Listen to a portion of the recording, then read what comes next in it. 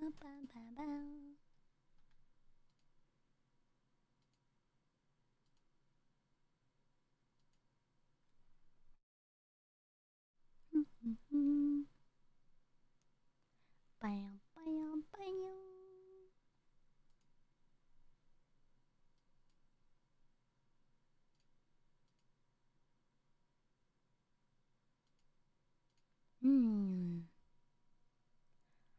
Hello. Hello, hello. I'm dwelling. I'm dwelling again.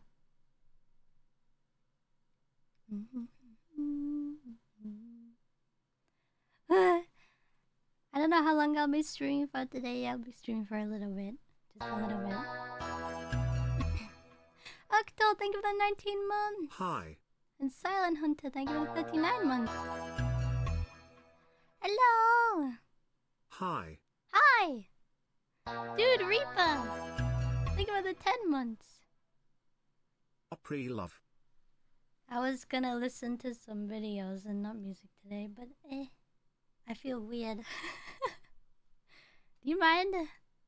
I was just like listening to stuff while I was drawing, so I was like, might as well just do it live. We're doing it live from stream.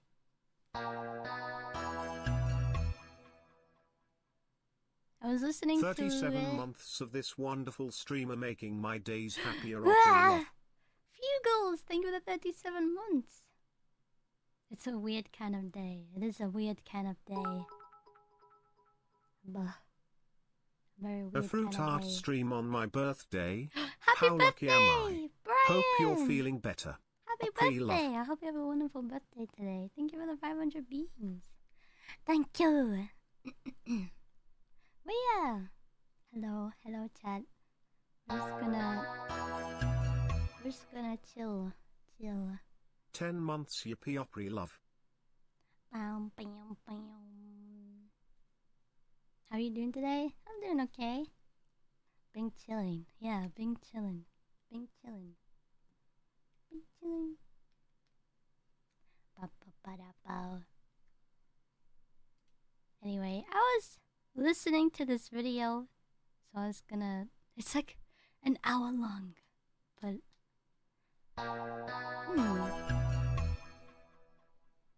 Bam, bam, bam. Opry gremlin. Skazin! Thank you for the 10 months! P-Gags! Hello, thank you for the 9 months. 9 months without a soul. I feel so cold. Opry cry. Oh no, you feel warm, you feel warm. I keep your soul warm. It makes you warm. It do be cold though. Winter is cold. It is true. This is true. Not like I know. I assume it's cold outside. Okay. No intro? Yeah, I don't know. I just went, maybe it was a bad idea, but I was just listening to a video and drawing and I was like, maybe I could just turn the stream on and do it anyway.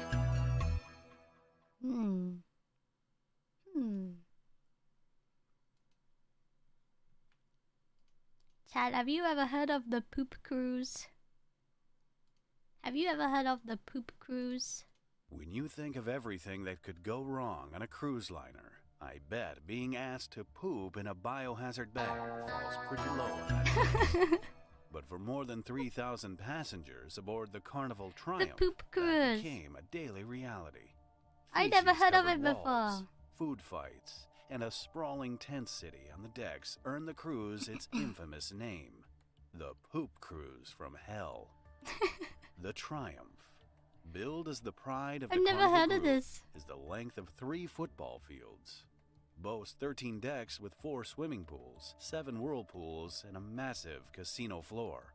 On board Carnival's fun ship, expectations were high. Specifically from Hell, Sadly, yeah. this ill-fated trip would make memories for very different reasons.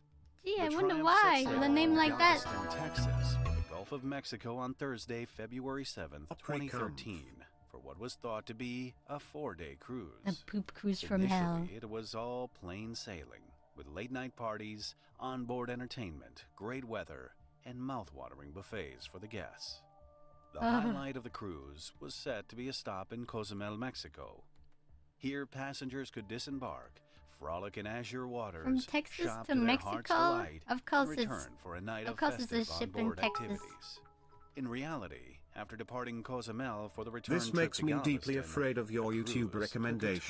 for Brian, the thank you for worse. the 500 beans! My YouTube recommendations change like every day. In the early hours of Sunday, February 10th, a fire alarm echoed through the ship, with the Alpha Team call booming over the PA system shortly after 5:28 There was a story a.m. I heard on YouTube The though, Alpha Team and announcement, it's the like code scarred used for me. a fire emergency aboard Carnival vessels, It left really many holiday disturbed makers me. Hi panicked. Fruit, hi Guests chat. on the first and How are second you decks doing? opened their doors to find Hello, I'm just smoke-filled drawing today. hallways. Chaos If you wanted to broke hang out. with passengers scrambling for life jackets Good day and all, frantically how's it searching going? for friends and loved ones. On Good the top evening. deck, black smoke Bacon was the boy. billowing from the Thank you for the smokestack. 500 beans. The Alpha Team alert led to I had a panic bacon among sandwich passengers, yesterday. with some heading to evacuation stations once they heard no further information or instructions. Hello. Well, the Happy announcements Concaction call on for my call. day off and absolutely Guests were left loving in the the new dark style about the you're extent cooking. of the Opry love, fire. Opry love, Opry love. Valas! Thank you for the 39 months. Arigato. Pum, pum, pum. A BLT? No. It was like a bacon, egg, cheese. Bacon, scrambled egg and cheese. Soon after the initial announcement, the ship's lights flickered before it lost all power, except for the emergency lights. The blaze, which was contained in the engine room through an automatic fire suppression system, Opry was love, Opry love, reportedly Opry quelled love. by 6:08 a.m. You'll never catch me on a boat. Unfortunately, the fire had knocked out most of the ship's power and disabled the propulsion system, leaving the 3,143 passengers and close to 1,100 staff stranded in the Gulf of I've Mexico. heard more horror stories But about there boats was than a I have plan. about planes, Two and more tugboats people set are scared course of for the planes stricken because vessel of to how tow it high to the they nearest are. port of Progreso, Mexico. Passengers breathed a sigh of But relief boats are the and started scariest. taking off their life vests. Docking by Tuesday, they were told. Little did they know, another 4 days would pass before anyone set foot on land again. By Oh yeah, I'm mid-morning drawing on two Sunday, Zens. passengers realized it Zentreyas. wasn't just the propulsion system that died. The air conditioning, running water, elevators, and, God. worst of all, the septic system had also failed. Oh no. That's when the cruise director delivered a message that left passengers Two horrified. cents. We're going to deliver some red bags to your cabins, to the bathrooms if you can. If you need to do a number two, you need to poop. Please do it in the red bag and drop it off. Why is she in the British? I corridors. thought this was a If you need to do Texas another one, that's a week. cruise. Please do it in the shower. Thank you, folks, and I'll be back with any more. Thank you, folks. This I'll be announcement back. came when toilets were already clogged due to lack of flushing facilities in the private cabins and public restrooms. The now Sister! infamous red Hello! poop bags were just too much to bear for many Red poop passengers. bags. People were using the restroom in little red plastic bags and throwing them out into the hallway. We were in shock. We were like, I'm not using a red bag. The thing is you just don't eat. The Triumph stabilizers also took a hit from the fire, causing the vessel to list heavily. Passengers reported poop clutching cruise from walls to keep hell. their balance. But worst of all, Matthew, thank you toilets for giving Toast for a overflowed and sub. spilled into halls, seeping through walls to floors each time the ship tilted with the wind. Oh god. Before long, images emerged of sewage-sodden carpets, bins lined with red bags, and in some cases, erupting toilets. Oh Depending god. on where the drains in the bathroom were, water and fecal matter came back up, pooling in there and overflowing into the cabins. With temperatures soaring and the foul stench of human waste permeating the cabin decks, many guests dragged their mattresses to outside decks to escape the odors and sweltering heat. The news outlets were quick to react, sending helicopters out to the crippled Opry ship. love. Soon, images of what would become known as Tent City flooded news channels as passengers started using bed sheets, I think now isn't a good towels, time and to eat ropes, breakfast. and built makeshift accommodations on I'm the tanning sorry. deck. In a bold attempt to quell the passengers' I don't mounting usually get put off frustrations, Carnival decided to Listening host to an stuff. open bar, Nodders, offering free beer and I wine was after the I was fire. like The watching bar service videos. was to run from They afternoon would like until put people up midnight, the food, but and I was turned just out to eating be my a terrible breakfast. decision. With drinks flowing freely, several passengers became obnoxious and intoxicated, lobbing objects into the water and messing up the restrooms. By Tuesday morning, when both What tugboats finally restrooms? arrived, There was no the vessel had restrooms drifted more left. than 90 miles No one's north, gonna rest meaning that in them. Progresso was no longer the closest port. The decision was made to tow the 102,000-ton behemoth to Mobile, Alabama, adding another 2 days to their journey. On the bright side, returning to the U.S. would ease re-entry for the 900 passengers traveling without passports. However, the added delay risked one passenger's life. Rachel Alderette, urgently requiring dialysis, became the first Hello of everyone, only 2 Opry love, people Opry love. evacuated by the Coast Guard. I wonder what dialysis They is. got the Coast Guards and transferred me to another boat, another ship. Sent me to Cozumel to do dialysis on Tuesday. It was hard. It was scary. It was, oh my God. They're You no know, it longer was just scary the restrooms. way They're they now put me battle down, royale they put me POIs. in a stair rope, and the Coast Guard said that don't worry about it, that they would catch me, and you know, they were going to hold me back, and they did. And then they transferred me to the bigger boat, and you know. The following day, a second passenger was taken off the ship because of a pre-existing medical condition. Why couldn't Both they were like moved to other Carnival ships slowly that had take diverted the their courses passengers, to like, assist with the rescue because mission. they had boats coming to Passengers them? commended the crew for doing everything And they they got could the- to meet the travelers' needs, but that the toilet They rescued a situation couple had been people who needed trying at urgent best. care, but you Now, didn't that have is room the for anyone problem with else? the boat, is that the toilets have not worked, and they ended up having to issue us these Because we money? call them the red bags. What? And that is what's been used almost exclusively for the first 2 days It's after always the money. fire. Conditions on board rapidly deteriorated during that time, and food was reportedly running out. Dwindling food supplies forced passengers to queue for hours for cold onion and cucumber sandwiches. One passenger described scenes reminiscent of the Hunger Games as fights erupted over I'm dwindling confused. provisions. And they would gripe at you, or other people would practically cuss you out because you would have multiples, but you're trying to get for your whole cabin, so everybody wasn't standing in line. 3 other Carnival liners, Jesus. Elation, Conquest, and Legend, performed impressive maneuvers to drop off provisions and supplies to the weary passengers. This was supposed to be a Transfers were vacation hampered by boat. winds as high as 35 knots and a sea swell A of up poop to cruise 6 from feet. hell. The tugboats, clearly lacking the muscle to pull a ship of Triumph's size adequately, only managed a leisurely pace of about 5 miles per hour. Naturally, it So didn't many help that resources the to tow anything. line snapped several times during the process. Major news networks makes reported on sense for Triumph's the- arduous journey to Mobile with around-the-clock coverage of the so-called floating petri dish. Yeah, only 2 On people Wednesday, got February evacuated. 13th, Tent City had to be dismantled to make way for an incoming chopper delivering much-needed supplies and equipment.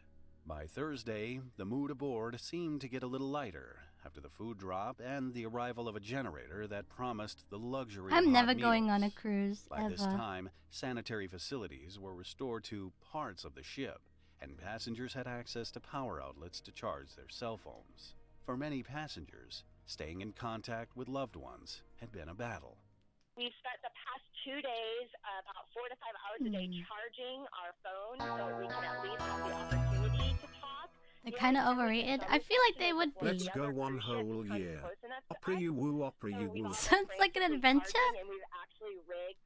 I don't know. I feel like adventure is to do with exploring, and all you have to explore is a boat. I'm sure we're going to blow up the ship doing it. In Mobile, worried family and friends gathered at the port, anxiously awaiting the first glimpses of the Triumph and their loved ones. She said it was terrible. She said, Mama, when everybody get off this bus, everyone's probably going to have a little psychological help. The Triumph was the largest cruise ship ever to dock at Mobile, and its final leg into the port required more than 6 grueling hours of careful nighttime Massive new one that maneuvering just as launched? 4 tugboats ushered it No, up I've a never heard of 30-mile it. ship channel across the shallow bay. The passengers finally started disembarking at about 10 p.m. on Thursday. Carnival CEO Gary Cahill was among the many waiting at the port. He thanked the crew on board the vessel for their tireless efforts to keep the passengers comfortable and apologized to everyone for the situation. And I'd like to reiterate the apology I made earlier. I know the conditions on board were very poor. I know it was very difficult, and I want to apologize again for Froot subjecting sitting our guests very to that. comfortably We pride around a ourselves in campfire providing with our its guests with friends. great Damn, I service. wanted a Section. vacation, not just my Clearly, room on a failed boat. in this particular case. But there was True. still more trouble in store for the passengers. In the Carnival ticket's small print, the cruise line added a protection clause. I feel If the like performance cruises of the is such an proposed old voyage people is like hindered or prevented by vacation. breakdown of the vessel, Carnival may cancel the proposed voyage without liability to refund passage money or fares paid in advance. Despite this, each passenger received $500, a free flight home, a full refund for their trip, and reimbursed most expenses on board, as well as a full credit for another cruise. This didn't stop passengers from filing a slew of lawsuits within hours of reaching land. Cruises have a lot of However, events. their chances of claiming compensation were Is slim it to all none social unless they events? suffered a personal injury. Carnival ended up awarding $118,500 in damages to 27 passengers for doctors and hospital costs related to the ill-fated cruise. Yeah, only 500. But the ship's woes continued. While it was moored for repairs in Mobile, the vessel broke free, drifting across the Mobile River and colliding with a tethered dredge. What? The responding towboat became pinned between the cruise ship and the dredge. The boat said, "I'm not done yet." One person died and another was injured. What the As frick? for the fire's cause, Carnival asserted that a fuel leak in the engine room sparked the blaze. But many feel that negligence was the real cause of the blaze. In just 2 Yeah, I years, bet. the group It's always reported 9 negligence. incidents involving fuel leaks linked to flexible fuel lines. In January 2013, Carnival gave ships 2 months to install spray shields for all diesel engines using flexible lines. However, the Triumph failed to shield a hose that wound up causing the infamous poop cruise in February. It was found That that the fuel poop hose cruise? that caused the fire was located underneath the deck plates. There's which a they heavy believed metal would be cruise? What the sufficient to frick? provide a shield. Of course, it turned out not to be sufficient. I'm still as not the going engine on room a fire boat. broke out as a direct result of the unshielded fuel line. In addition to fixing the fire damage, Carnival added new technical features to prevent a sequel. They spent $115 million on cleaning, I don't know if I like this repairing, song. Praise, and praise upgrading beside the the ship dragons before and it resumed Freya. service. You have 4 amazing months skill, later. Fruit. In 2019, Tom, after another thank you for the 3 $200 months. million overhaul, All ships the are ship heavy was metal. renamed the Sunrise and continues to offer passengers I everything like you the could name ever Poop need on a Cruise. cruising holiday. Who friggin' cares about the Fingers sunrise? crossed, red biohazard bags and onboard activities like Survivor or Hunger Games are not on the list of fun activities offered. Imagine. Hey, join our cruise today. You could spend a whole 4 days fighting for food and pooping in bags. The Hunger Games.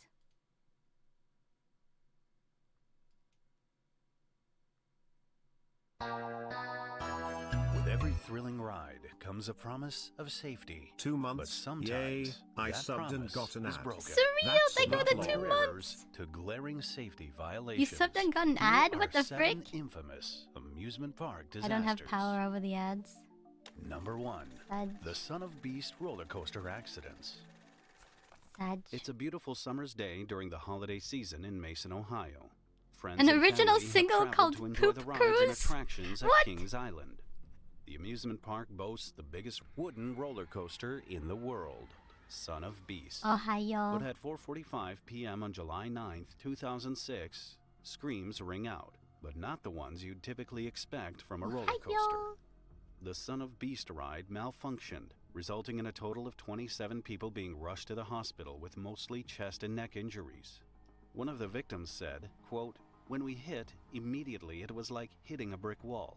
You just know, wait a minute, that's not part of the ride." I She know this recalled her one. thoughts going through the loop. The Son of Quote, "I was Beast. thinking, oh my God, we're going to die. We're going to die." Thankfully, none of the victims were critically injured, and most of them could leave after 5 hours. However, this incident was not isolated. It was one of many on this You wrote notoriously this dangerous one? roller coaster. What Son the of frick? Beast was initially a highly ambitious project, costing the owner, Paramount Parks, $20 million for construction. What Roller coaster engineer Werner Stengel designed the ride. Well, nuts, thank you for the 6 months. He is credited with Arigato. creating the first ever modern looping coaster, Revolution, Froot. in I lived 10 minutes 1976. from Kings The park Island. That announced roller plans to build coaster the was a ride in death trap. 1999.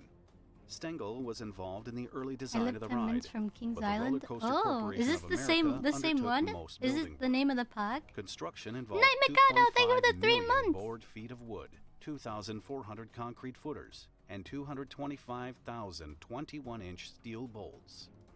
The ride was named after the biggest roller coaster globally, the Beast, and was supposed to continue this legacy. The Son of Beast became the first ever wooden hypercoaster over 200 feet. You freaked It up. also had a 118-foot tall vertical loop and traveled at 78 I don't know miles why, per but hour. roller coasters The ride's intrigue size and me. structure broke 7 world records and was characterized At least by its currently I terrifying am speeds and multiple very drops. intrigued by roller Son of coasters. Beast had issues right from the I will get-go. listen to these and still During want to its go on one. construction, a 50 by 100 Unlike foot the poop section of wooden cruise. supports collapsed due to strong gusts of wind. Arf. Later on, Paramount Parks would fire the Roller Coaster Corporation of America. What the and finish the stupidest project MF on themselves. earth? No, Things greatest didn't get MF much on better. earth. Thank you for the The 9 ride months. was first opened on April 28, 2000, but had to be closed the same day to repair a small area of the track. With the opening day already delayed, an additional month was an unexpected setback. Son of Beast's first year went on to have further track and sensor malfunctions. Uh-oh. It became notoriously rough and would often jolt. Since the park was now losing Maybe money it's and because I damaging almost its fell out of reputation, one. it sued the Roller Coaster Corporation of America for damages, but lost the case. Later that year, while in motion, the Son of Beast stopped abruptly. Although there were no injuries, I think I mentioned the this before, passengers but had I almost descended fell out via the of a staircase, and the ride was shut down for carnival 3 ride. hours. Inspectors discovered And a someone rough actually did 15-foot fall out section of the of track. same ride that I In almost fell 2001, out of. 2 more And incidents the occurred. park shut One down. left a rider with a broken vertebrae, the other And it's been a broken abandoned neck. ever since. Then in 2003, someone who hurt their back was admitted to the hospital. Despite this, no design flaws were reported to be responsible. Instead, the injuries were attributed to the victim's pre-existing conditions. No further information was published about them. Yeah, pre-existing However, conditions, July 9th, huh? 2006 was different. Late that afternoon, one of the trains, which was passing through, cracked a support beam. The accident took place in the Rose Bowl, which is halfway through the ride. Although this Wooden train roller made it coasters back are actually safely, death this traps. crack Yeah, would why prove would you do problematic for the that? next train. The lack of There's support no way led to wood sagging can in the handle track, that which much. was further exacerbated That when the much force stress. of the second carriage passed through. However, the crash didn't stop the train, and the carriage made its way back to the loading station. A vertical wooden support was simply unable to carry the weight, forcing it to crack as well. The ride jolted abruptly, leaving riders with multiple injuries. Thankfully, nobody died.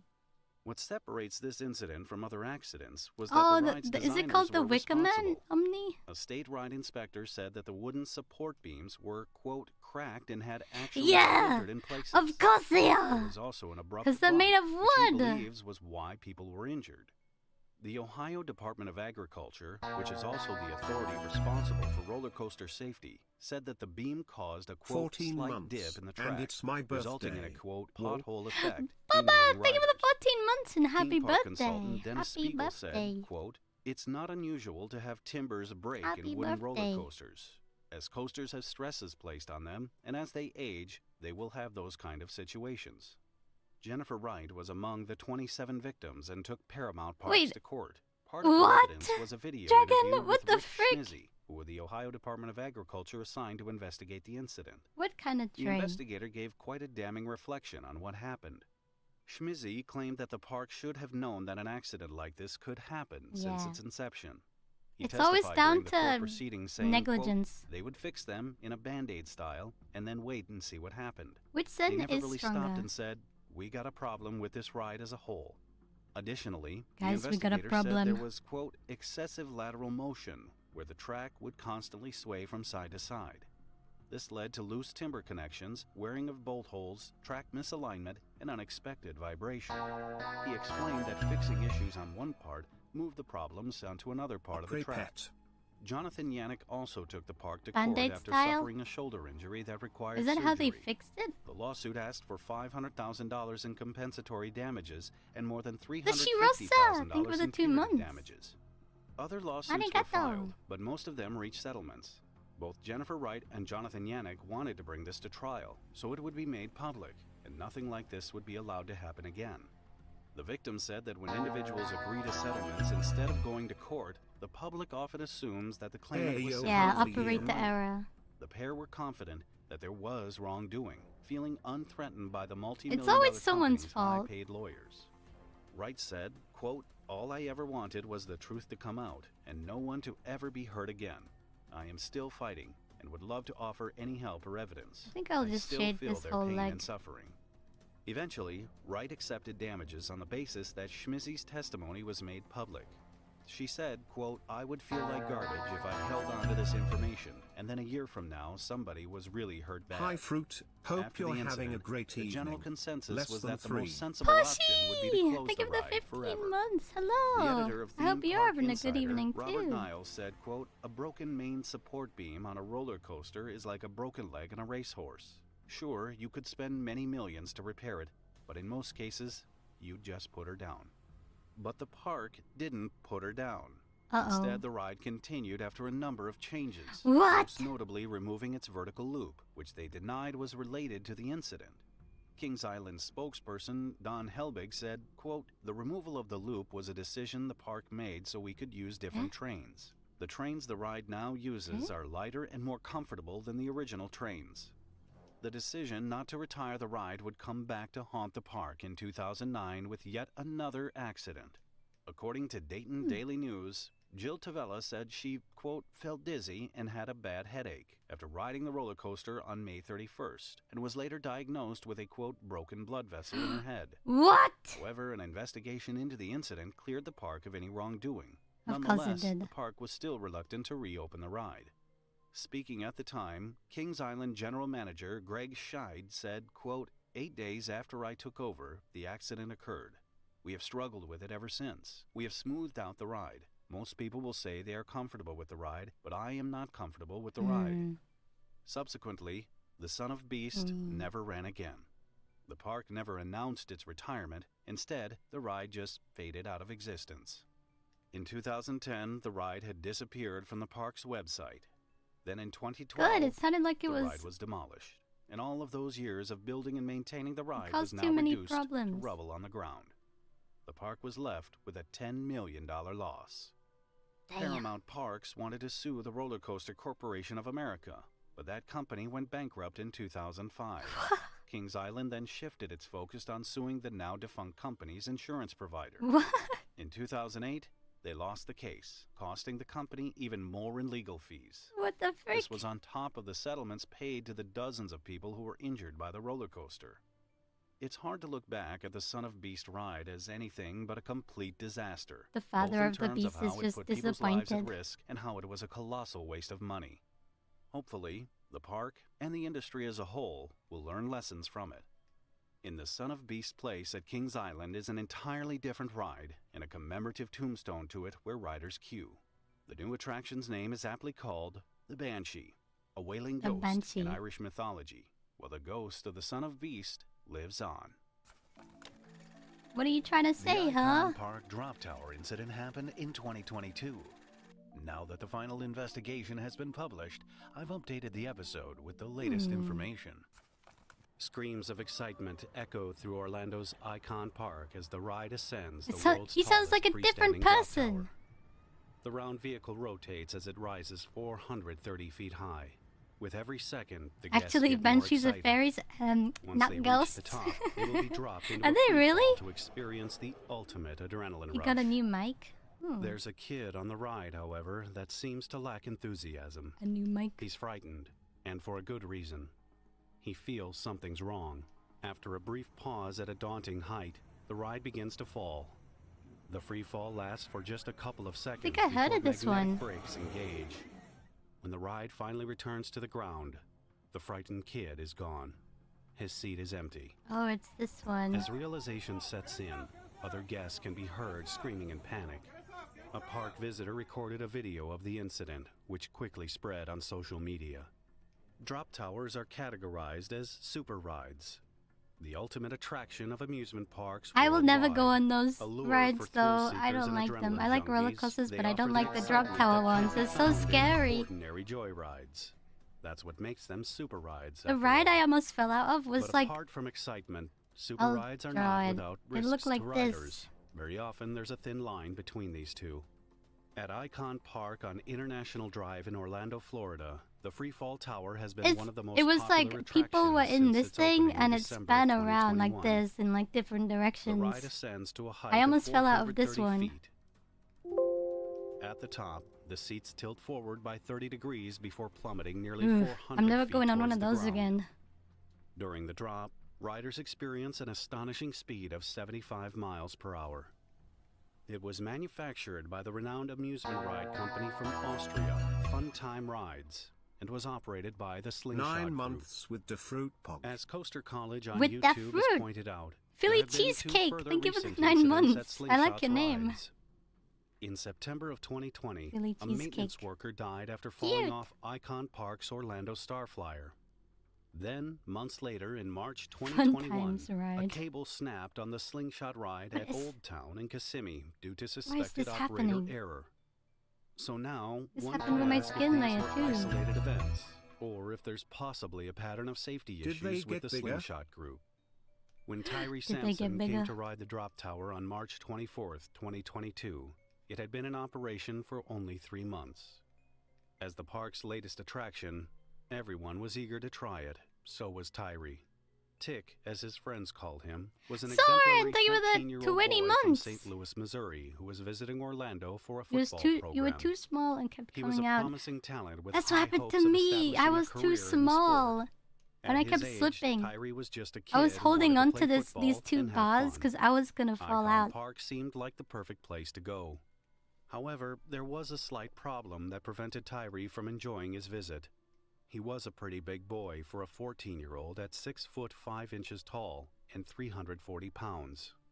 For this reason, he had been turned away from 2 rides at the park, including the Giant Slingshot, another top-rated attraction.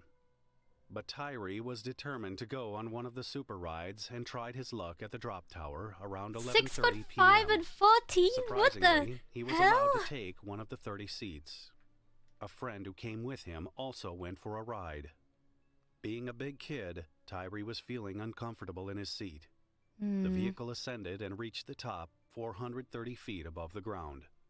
Then, as it was unhooked, it began to free fall. You know what they should put on rides? About 5 On seconds every and seat, there 400 should be feet like later, an the ride emergency started to button, slow down under the force of the magnets. so you don't have to try At and this shout, height, "Let me off!" Tyree if you dropped out feel of his seat feel and like fell to the something bad is ground. gonna happen. The You park just crew press it and rushed they to don't the do it. scene, but there was little they could do. Almost immediately, a local 911 operator received a call from a disturbed witness reporting that someone had fallen off a ride at Icon Park. It didn't take long for paramedics to arrive and transport the boy to the hospital. But it was too late. Tyree Sampson died from his injuries. No. The same night, firefighters and law enforcement officers shut down the ride. On the next day, I would hope March so. 25th, an inspector from the Florida Department of Agriculture and Consumer Affairs arrived at the scene to check the safety of the drop tower, especially of the seat from which Tyree Sampson fell. Once in a seat, riders on the freefall tower are held in place by hydraulic over-the-shoulder restraints. These contain the rider firmly, leaving no room for movement once locked. Love the It was Zen found art. that the restraint Looks on great Tyree's so far, place was in a Zenta down heart. position Wish I and could locked watch when the longer, ride stopped. but work calls. Every seat at Also, the drop tower is Monk is equipped about with the a rides. proximity sensor that detects if Come the on, think of restraint the is in the 5 correct months. position and lock.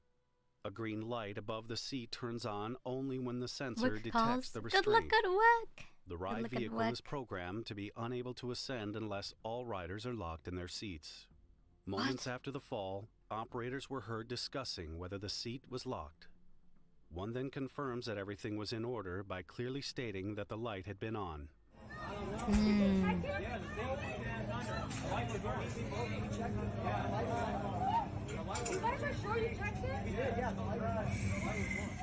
Before the tower first opened in December 2021, My too. Officials Thanks for giving inspected the IPN a ride and found no sub. defects on Hello, any of the systems IPN. included. Since it was a brand new ride, the next inspection was scheduled for June 2022, 3 months after the tragedy. 3 months? Florida officials hired What? Quest Engineering and Failure Analysis Incorporated to investigate the accident. They measured the average restraint opening for seats on the ride at 3.33 inches, which is considered within the normal safety range. Contrary to standard settings, the restraint opening on Tyree's seat was manually adjusted to an expanded 7.19 inches. The harness sensor in his seat had been manually loosened, adjusted, and tightened.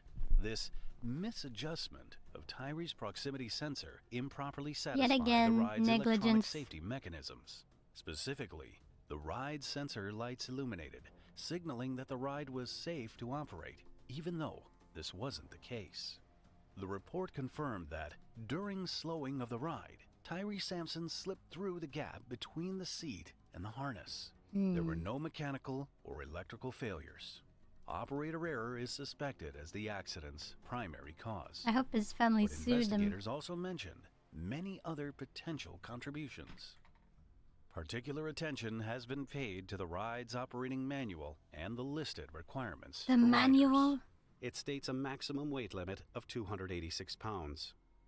Late Tyree Sampson was, as mentioned, a big kid and weighed 340 pounds, about 50 pounds above the limit. The drop tower's manual explicitly tells operators to, quote, be careful when seeing if large guests fit into the seats. Check that they fit within the contours of the seat and the bracket fits properly. If this is not so, do not let this person ride. And for a good reason, that is. Once the ride enters freefall, guests Can't figure experience out this. intense G-forces that would lift them out of their seats, making a properly closed shoulder restraint crucial. In the days following the accident, amusement ride safety experts came forward, calling out that the drop tower's design He didn't shouldn't have been include allowed any to begin seatbelts with. connecting the Yeah. shoulder restraints to the bottom of the seat.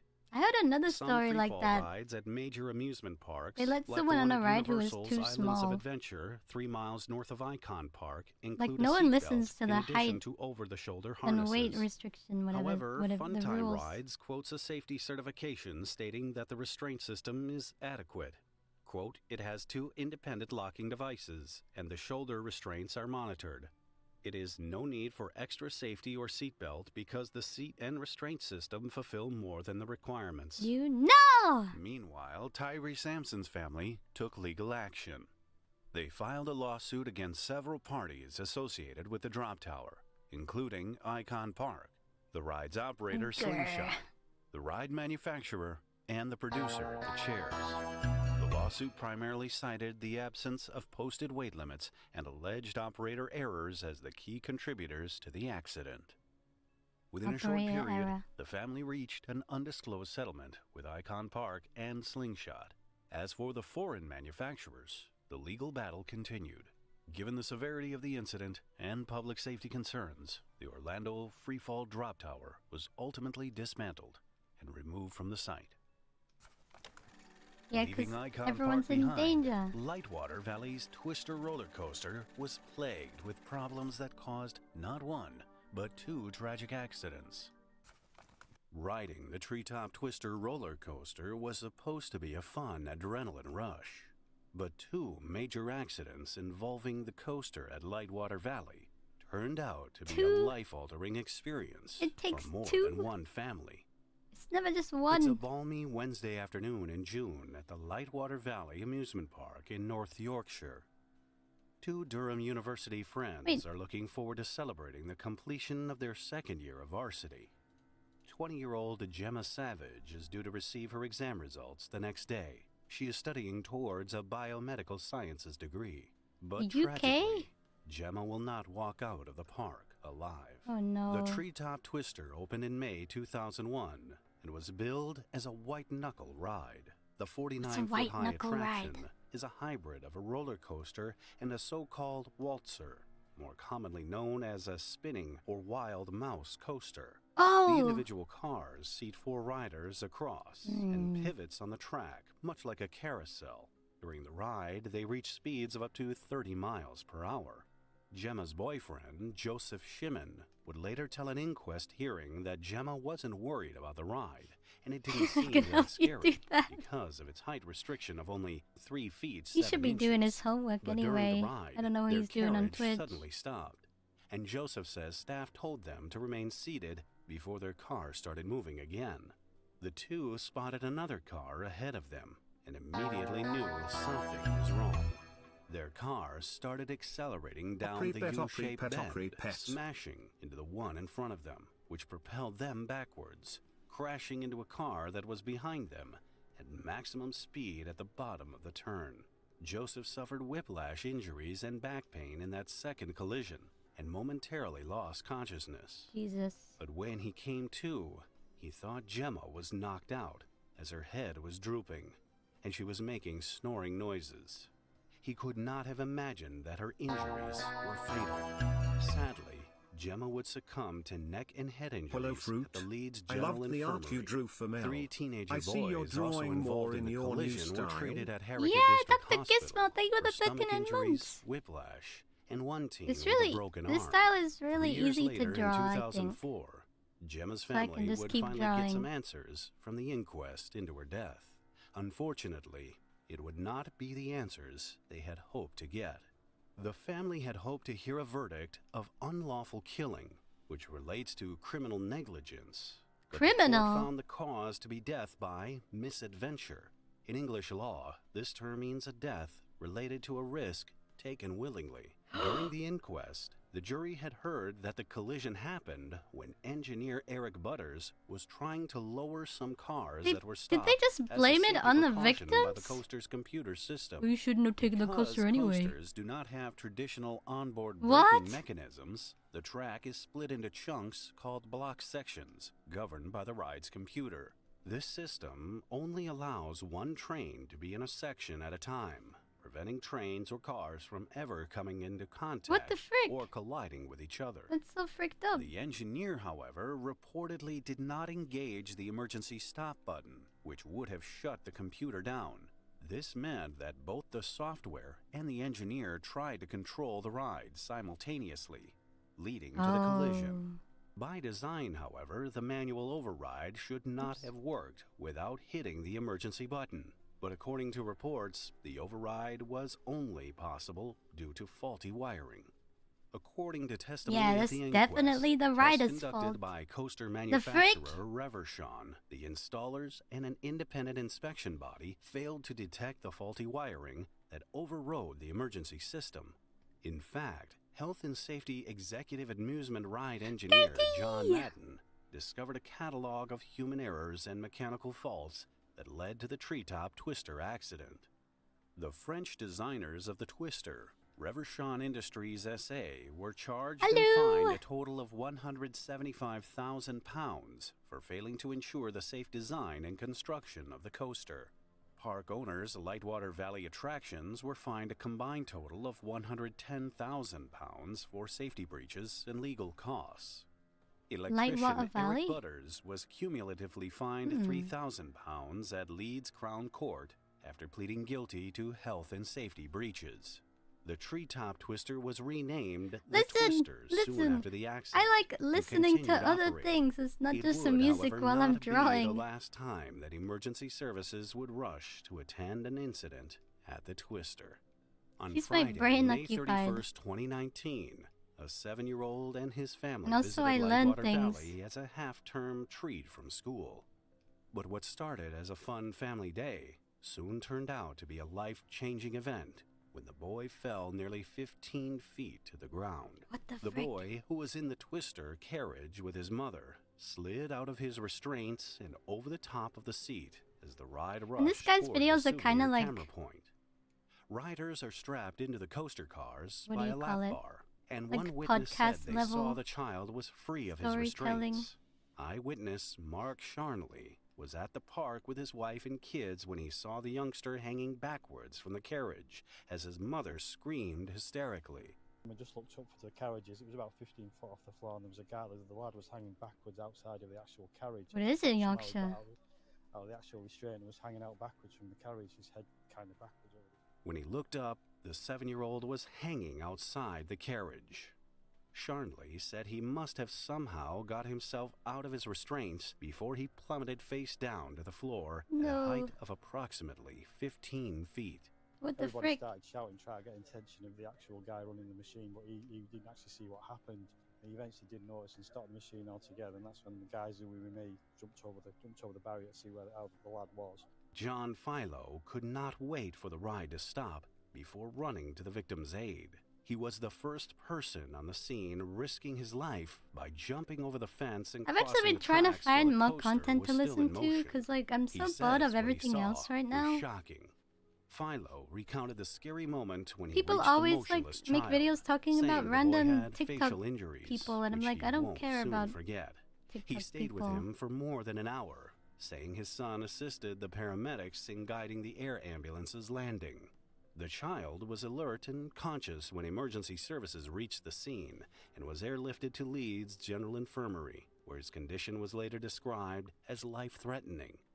Miraculously, he survived.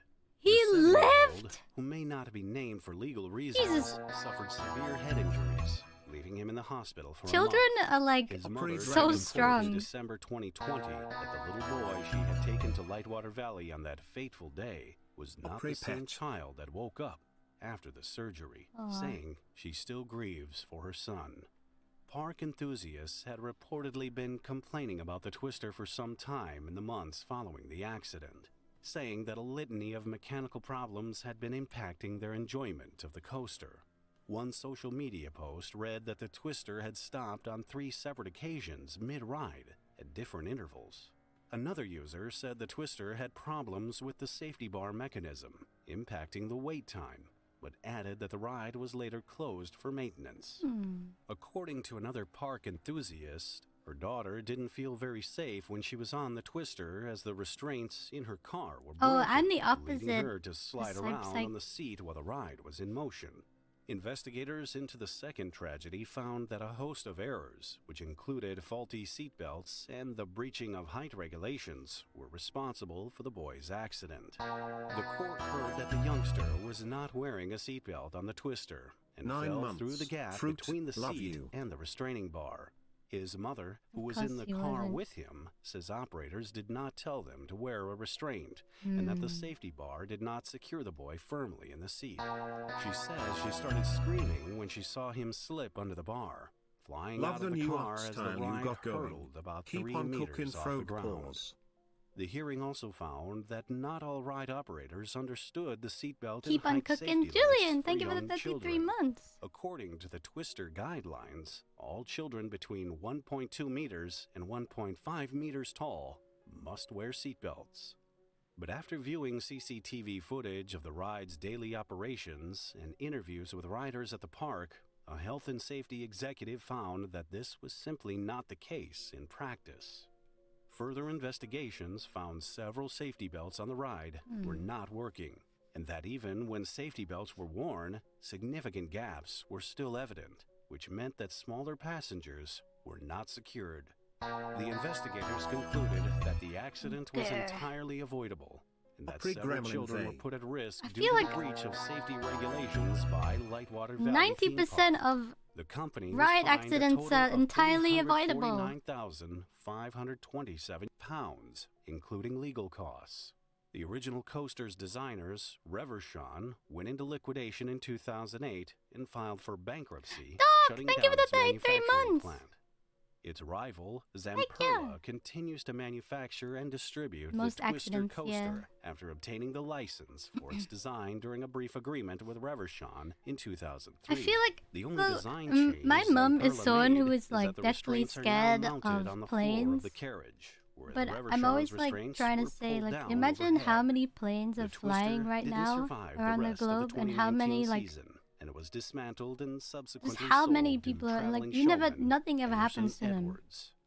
Lightwater Valley Amusement There's so many Park, planes which has flying been in around the globe right operation now, since and they're all fine. 1969, has had more than 10 safety incidents since the 1980s, including a 17-year-old park worker who was paralyzed So it's fine. when She he hates was crushed flying. under the swinging gym ride.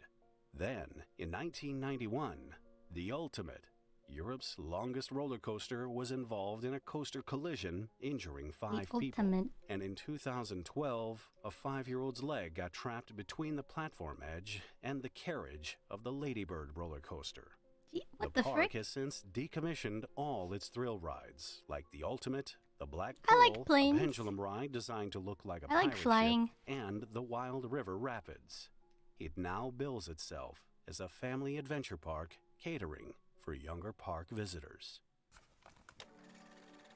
Next is the infamous Top Thrill Dragster accident of 2021 that led to a major redesign in the park. Imagine moving from a standstill to a I'm scared of breakneck cars. 120 miles I per drive like a hour grandma. in That's just understandable 3.9 because seconds. there's That's a lot the of like promise that the people. Top Thrill It's like Dragster when roller coaster people has flying delivered on planes, since its it's first like iconic ride in a professional 2003. is flying. But Like the they have a 420 professional foot pilot tall flying, Cedar but Point like when you're on the ride hasn't road, moved since a no one's a devastating professional accident at left a woman driving. with severe brain injuries. So you're more prone to accidents So in this from video, like I'm actual analyzing the negligent incidents drivers. that ended the original Top Thrill Dragster. It's a warm Sunday in Ohio on August 15th, 2021. 44-year-old Rachel Hawes has traveled from Swartz Creek, Michigan to experience the gravity-defying ride that lasts only 17 seconds. In reality, she has no idea that merely standing in A line lot for of this idiots ride with licenses will on change the her road. life forever. Yeah. As the Top Thrill Dragster hits the apex on its final descent, a piece of metal from one of the I cranes don't of the trust roller people who coaster drive breaks really off fast. during I don't mid-ride trust them. and flies towards Hawes, hitting her in the back. Because of the I don't head. Drive. Her father, Robert So like, Edmonds, if anything witnesses the happens, incident. my life is in He someone sees what else's looks hands. like a black square flying in the air, hitting his daughter as the roller coaster train returns Sorry, to the my station. voice cracked. Where Thank you did for the the mysterious black raid, square come from? Ruby. And how did it end up Thank you, flying thank you. off I on hope the you had a ride? nice stream. When the Top Thrill Dragster launched Ruby in Raid. 2003, it was the tallest and fastest roller coaster in the world. Thank you so the Cedar much. Point ride in Sandusky, I hope you had a Ohio, wonderful uses the same stream. propulsion as Welcome, real-life Raiders. dragster cars. I hope you had a nice transmitting time with around Ruby today. 10,000 horsepower to sweep across a drag strip. I in do be less than drawing 4 today, but seconds. usually In I listen to music fact, when I the draw dragster when I'm gives you a streaming. complete drag racing experience. Brandon, thank you for the 4 true-to-life months. countdown of the so-called Christmas tree light before Thank the roller you. coaster springs into action. It then launches 400 feet We're straight under into the attack. air at a 90-degree When I'm incline alone at a in the speed car, of though, 120 no. miles per hour. No. The ride then cruises to the peak before it flies straight back down with a 270-degree corkscrew twist. I'll be on the honest, way I down. just started thinking While about there are cars no and official planes and I figures forgot for that I how was many people listening were to this queuing video. to ride the Top Thrill Dragster that day, attendance records show that the ride can serve over 900 riders per hour through its turnstiles. According to another bystander, the object that struck the woman flew like a metal disc. Oh, I through the heard air. of this story The before. witness, John McDermott, who was standing in line for the ride with his girlfriend and 6-year-old son, says he was around 20 feet from her when he saw a piece of metal about the size of the palm of You his could hand listen to hit the crowd. creepypastas? I've never Then listened saw to the victim sink creepypasta to the before. floor, screaming in agony. Also queuing What do in you the line on recommend? that fateful afternoon was David Vallow, a registered nurse. He said the scene was majorly chaotic. Yeah, but I Crowds get of people scared screaming and easily. jumping over the gates towards the exit. Vallow heard someone yell that a SCP woman was readings? hurt, so he Ooh, ran through okay. the crowd towards the commotion to find her. Then he and some of the other patrons took off their shirts to What's try is to there treat like her injuries is as there best a they could. YouTube The park's emergency medical that services like arrived shortly after anyone that. recommends for EMS that? body camera footage shows a group of people surrounding the spot where Hawes was lying on the floor.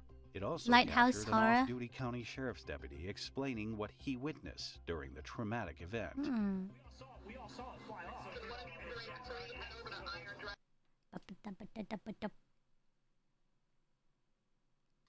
Mr. Ballin?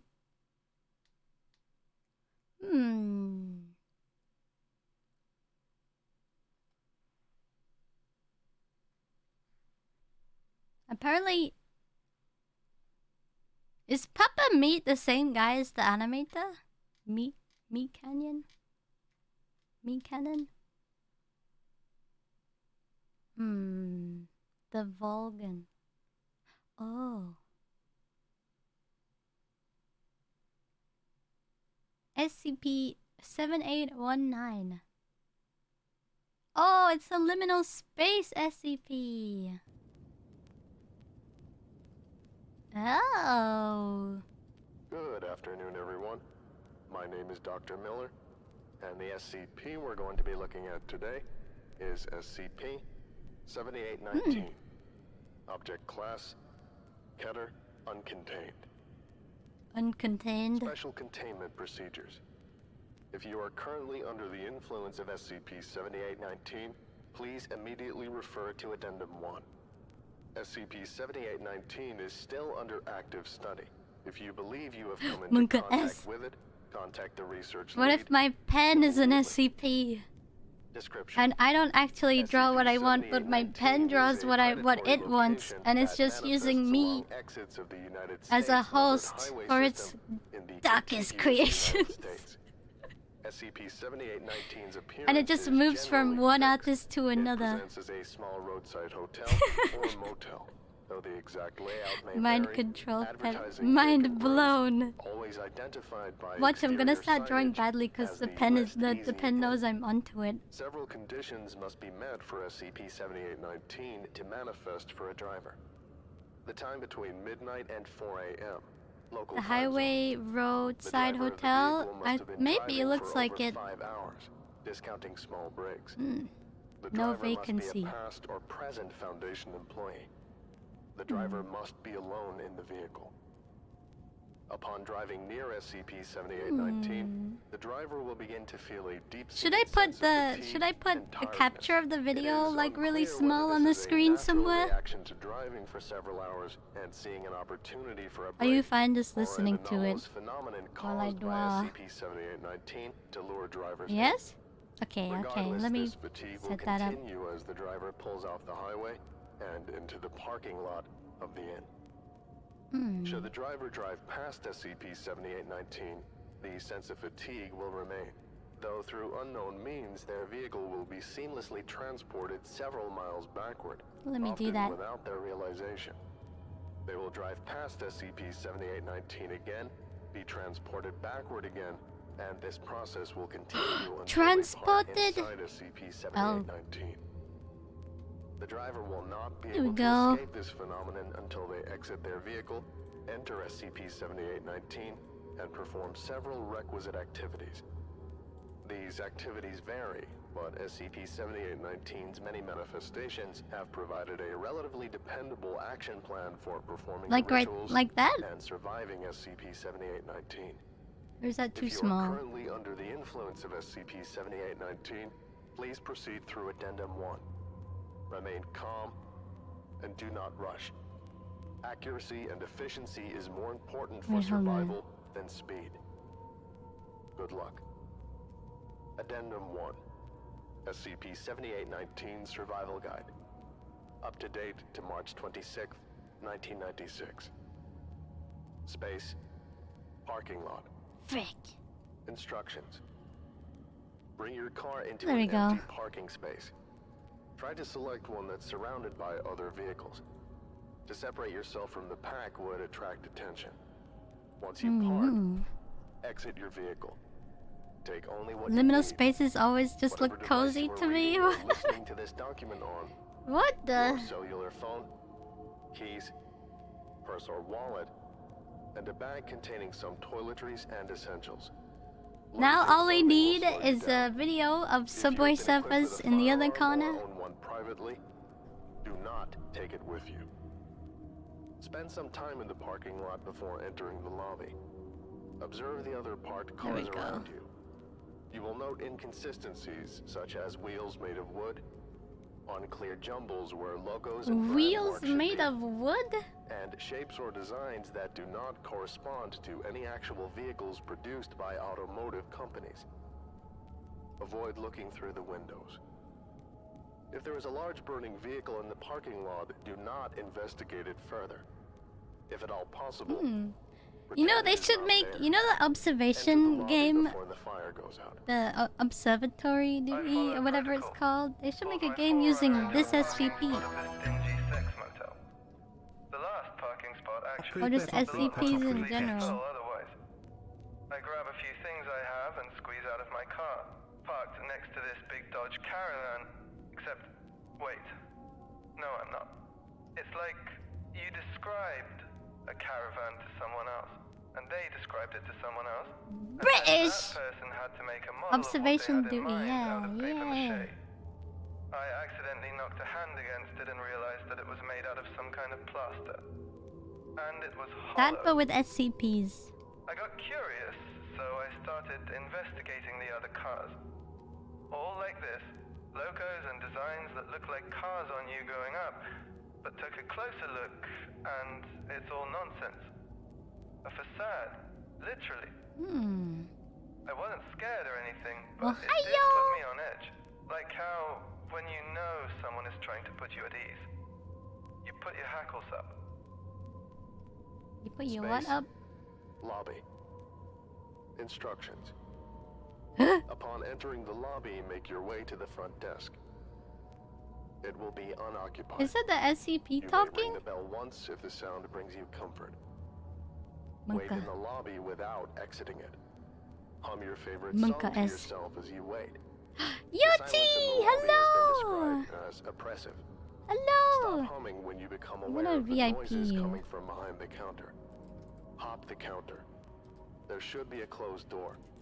Rattling as though someone is on the other side. Listen to the sounds and note them down. When they get louder, repeatedly slam your fist against the door. Do not speak. Eventually, you will be slipped a key to a room. This may not work on the first Eventually. attempt. Repeat it until you succeed. Say thank you and depart. No idea what's going on. Door's firmly locked. I can just hear through it, and the paper-thin walls.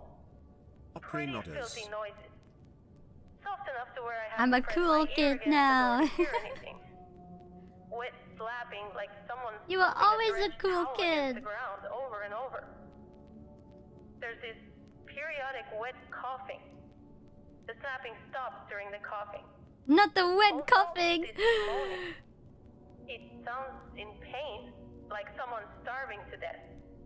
Rises and falls in pitch, but it's always there. I can hear whispering too. Anything but the wet Sometimes coughing. the moaning and whispering and coughing are all at the same time. How many people are in there? I tried rattling the doorknob and it all stopped. All of it except for the moaning. I froze, and after a few seconds they went back into it. F***ing weird as shit. They're doing what? Space. Elevator. Instructions. Your room will be inevitably on a higher floor, and you will be unable to find stairs, forcing you to use the elevator. Oh. You will notice that the buttons I don't are like in an elevators. inexplicable Elevators pattern scare me. and have unclear I get writing anxiety on every time I walk into Press one. whichever one feels right. There will never be another person in the elevator with you. 23-month egg salad. If you see someone, be aware that they are not human. Treat them with the appropriate level of caution. Do not remove your eyes from them. And always stand with your back against a wall. If the figure resembles an older, clean-cut man wearing an expensive suit and overcoat, do not enter the elevator. It will smile at you, compliment your appearance, and You hold look the good door for today. Hey, let me It get will that for do this you. for up to several minutes, repeatedly attempting to convince you to enter. Politely but firmly tell it that you are just passing through. Politely but firmly. And No! the next one. Stand beyond the threshold. It cannot pursue you outside of the elevator. Oh. Eventually, it will move on. If the figure resembles a middle-aged woman in hiking gear, you may enter the elevator and ride it to your destination. Hiking The gear. elevator ride will take much longer than it should. She's like the good RNG. Do not panic. Imagine getting good elevator Attempts to RNG. make conversation. Do not be honest with her. Lie openly and brazenly about every possible detail, including obvious ones such as your ethnicity and age. Oh. She appreciates this. She appreciates being lied to. Vagrant, What it the? is safe to enter the elevator. They will not speak, but may offer you a hug. Accepting this has no consequences and is left to your discretion. Mocha. When you arrive at your floor, they may offer a small trinket such as a tin duck or ceramic ashtray. Accept it gratefully and keep it close at hand. Ashtray. My nerves are on fire. Nix, thank you for the raid. Arigato. Thank you. Welcome, raiders. Couldn't have been older than 19 or 20. Welcome Dressed in. Clothes completely worn through. I got in, and we were standing next to each other heading up to my floor when he reached out. I just sort of let it happen, and he hugged me. A proper hug. Haven't been hugged like that in a long time. Oh. Didn't say a word. Just hugged me for a few seconds, like he knew I needed it. Stepped back, handed me a matchbox filled with leaves, and then the doors were closing, and he was gone. People happy. SCP hug. Always. Instructions. When the SCP gives you the best exit hug out you've of the ever had. elevator into a hallway of some kind. Checking your room key is pointless. It will either not have a room number or have an entirely impossible one. Just let it Your happen. room will make itself known to you when you find it. As such, begin walking down the hallway. Ah, Resist the urges to flashbang! Investigate the other rooms in the hallway. The doors have peepholes in them, and making eye contact may invite unwelcome attention. Keep your eyes focused I didn't mean to down do this line. and ignore any feelings of being observed as you proceed down the hall. Ooh, I don't like the Avoid feeling of making being noise. watched. The other guests are It sleeping. freaks me out. The hallway is generally As not linear, as and people you may watch me find on various stream other spaces. draw. Eventually, you will arrive at a crossroads. These will occur regardless of whether the exterior topology of SCP-7819 allows for it, and are suspected to be incongruous spaces. You know what I As mean? such, it is advised not to remain in them for more than a few Like in the minutes at real most. world. Personnel who have dallied in the crossroads report dull headaches and paranoia. This is best addressed by picking a direction at random and beginning to walk down it. It is unclear whether SCP-7819 adapts to one's mind or vice versa, but this has been the most effective method for arriving at one's room. One's You will room. know it when you see it. I have no idea how long I was walking. At least 40 minutes. But that was after I started This is checking my real. watch. We are all behind you. Oh! Just endless shag carpet and flickering yellow lighting and shitty commercial art on the walls. I thought it would just be one long hallway, but it wasn't. I mean, its fast it was.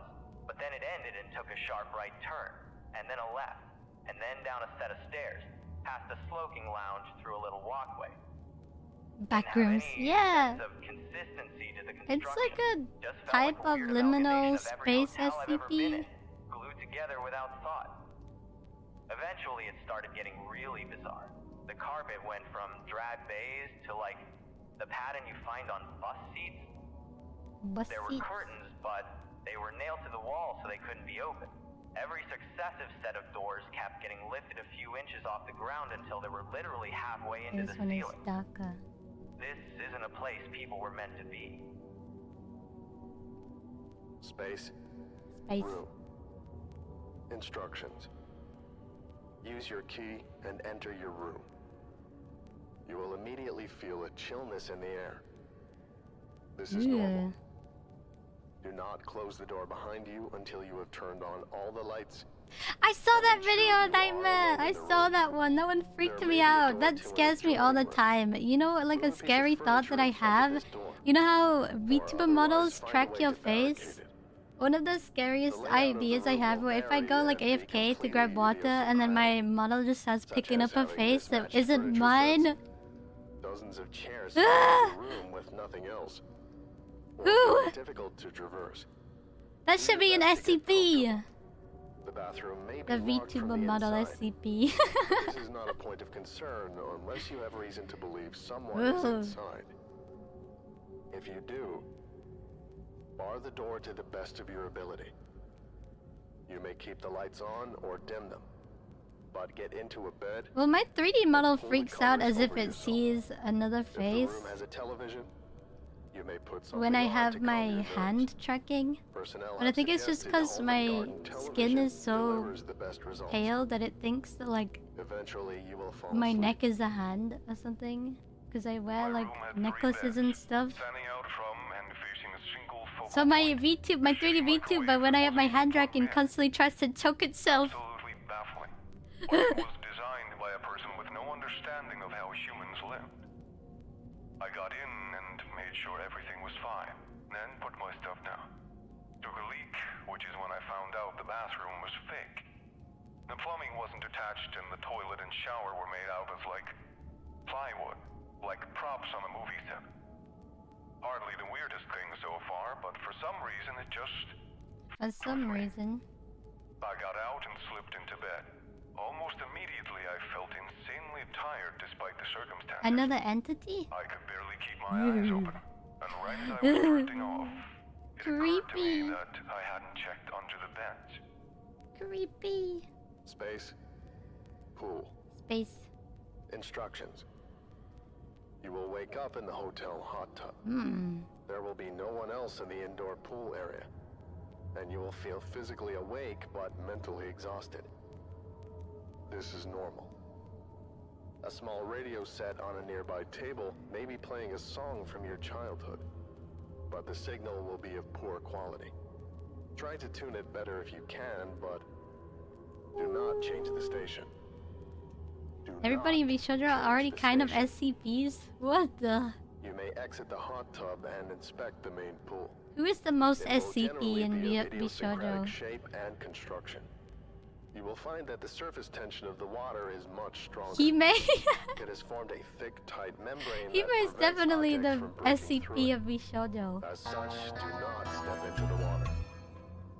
You will drown. Underneath the membrane, you may see shapes moving around. Ignore them. Return to the hot tub. I definitely think it's Re-entering it. not Mat. It's definitely This time, Hime. completely submerge yourself. Despite your expectations, once you go under, it will not feel warm. It will feel painfully, bitingly cold.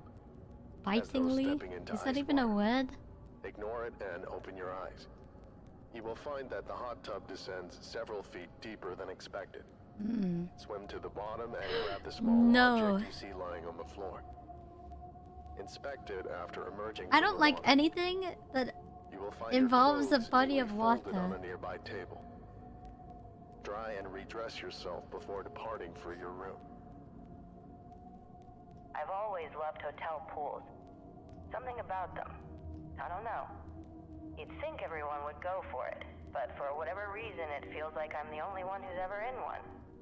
So it's just a nice calming space for me to sink into the water and be utterly alone. This wasn't like that. This felt wrong in some interminable, indescribable way. Every facet of it seemed designed for maximum discomfort. The echo bouncing off the ceiling and water being close enough to your Thank own God we voice don't to live trip on you an up. island then. The angles and contours of the pool were unnatural, like someone had never seen a pool No, before. we're on the Literally continent. hundreds of life preservers hanging off the walls. The main pool was The unnerving. water has just risen to look The like an membrane island. on top made it so that everything underneath the surface was blurry and hard to make out. But still, I could see 3 or 4 blurry shapes moving around, swimming back and forth. One of them was person-shaped. At first, I thought it was another person, trapped or something, and tried to get a little closer. Didn't step into the water, but I put my hand against the film. It swam up on the other side and pressed its palm where mine was. Held it there for a moment. Then it starts slamming its fists against the membrane It has wildly, palms? trying to tear through it like a wild animal. I can hear it screeching from under the water. Damn, this SCP is greedy. It's got so many things with it. It's a greedy SCP. I'm a fan of the simple ones, like the candy bowl. I like the really, like the bottle of Coke. The really simple SCPs are my favorite. I don't like overly convoluted, overly written SCPs. There just has so much to do with this SCP. On your way back to your room, you will pass by the breakfast area attached to I the bet it lobby. has a ray gun too. Despite it being still night outside, it will be open and I like the other dimension ones. Enter. Look cool. There will be a large amount of food laid out on the counters. Most of it will be inedible in some form, though there are usually some edible foodstuffs. J-Bell! Thank you for the gifted Do not sub. feel guilty about doing so, and instead make your way to the only other person in the breakfast area. Oh god, I'm thinking about this video and I'm not getting any ad done. They will attempt to persuade you to stay. Oh god. Politely but firmly deny them. It will make your heart hurt, but it is necessary should you wish to leave. It will make your heart hurt? Repeatedly do this. What? You must repeatedly deny them until they stop asking.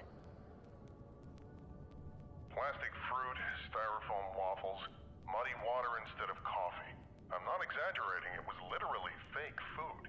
All laid out and presented like a I like the typical centipede continental virus one. I haven't heard of that one. Very weird, but I followed the instructions, ignored all of it, and headed for the man at the Plastic fruit! table. Older guy, salt and pepper hair, looks like every dad. Salt and pepper The hair. only sound in the room was his chewing, and the dead air on the television as it softly played static.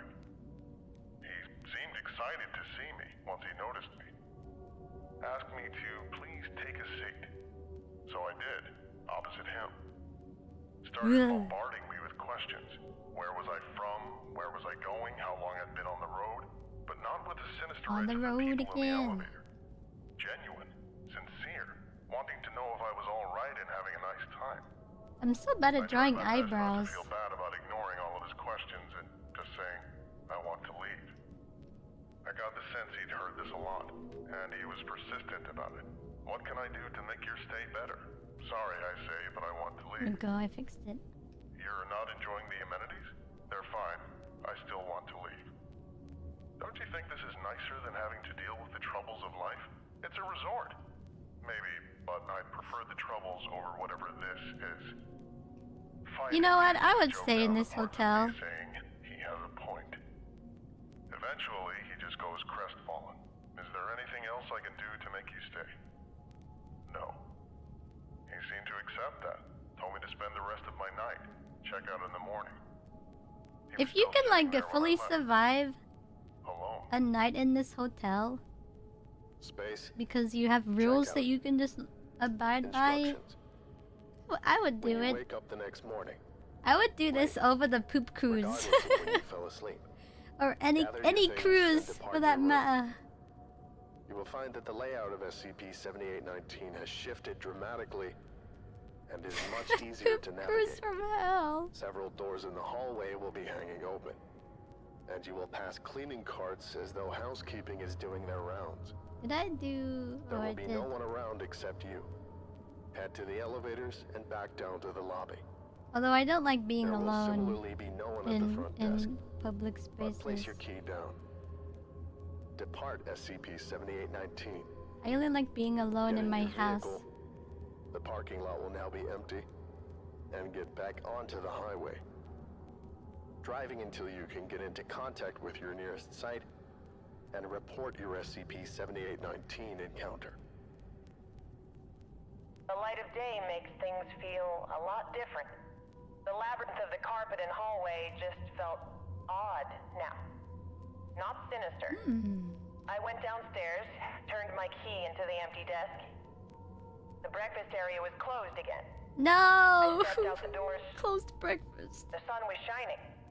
Got in my car, got back on I-10, put the hotel in my rearview mirror, and then as soon as it came, it was gone. My parents and I used to take a lot of road trips when I was a kid, so we stayed in a lot of motels. She survived. Shitty roadside lodging where SCP the rooms hotel. are cramped and the prices are dirt cheap. Years-old carpet. What is this random blob? Unfashionable furniture from the 70s.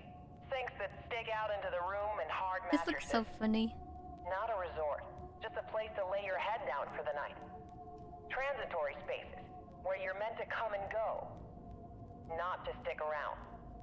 Motels are not home, obviously. No. They try their best to feel like they're home, but not particularly well. which is why they have such a unique vibe of their own.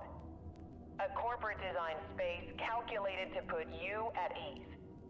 Their space is for humans. She to probably inhabit, stayed in worse places. True. At least you have a bed. A bed for the night. And probably a shower and food.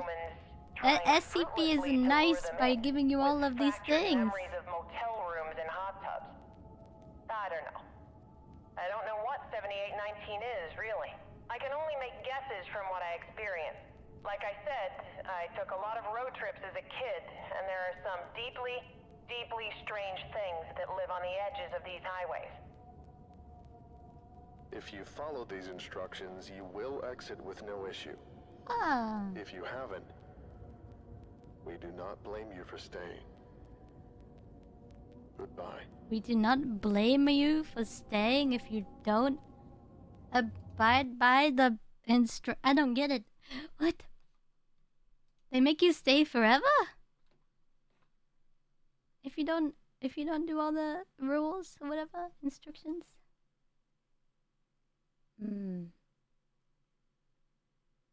SCP-783.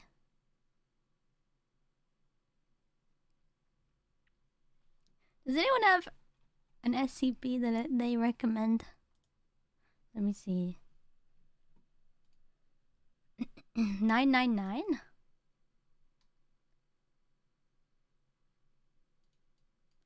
SCP.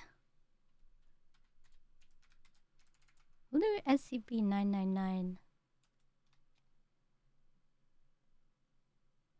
The tickle monster? Huh? Eh?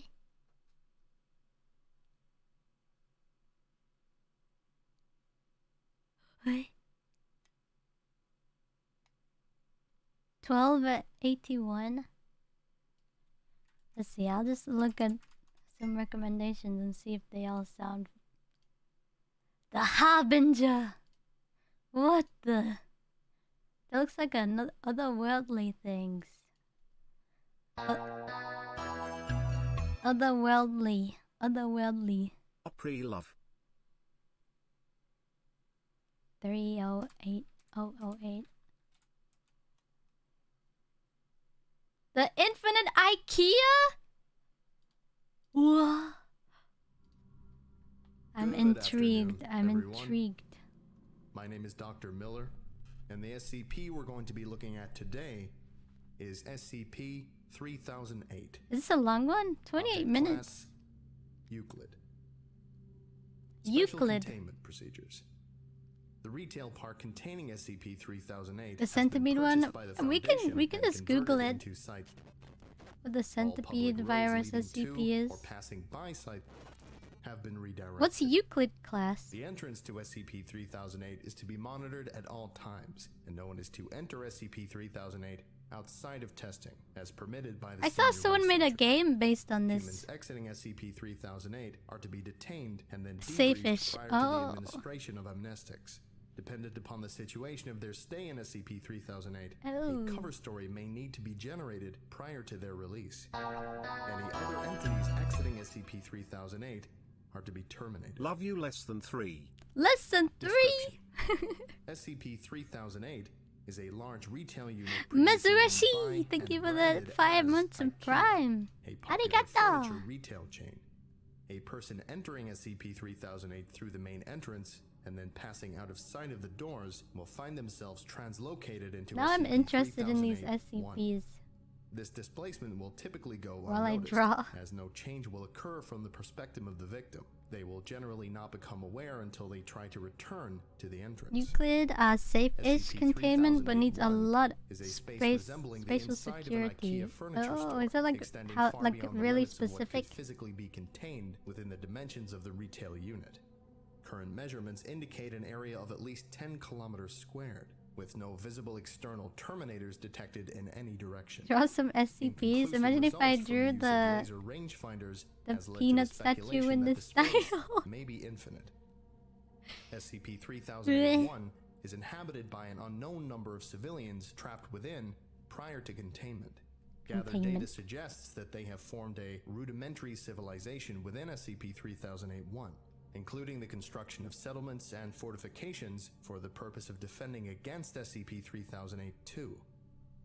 SCP-3008-2 are humanoid entities that exist within SCP-3008-1. Oh. While superficially resembling humans, they possess exaggerated and inconsistent bodily proportions, often described as being too short. Imagine working at IKEA and some kid comes up to you and they just call you an SCP. Cases wear a yellow shirt and blue trousers consistent with the IKEA employee uniform.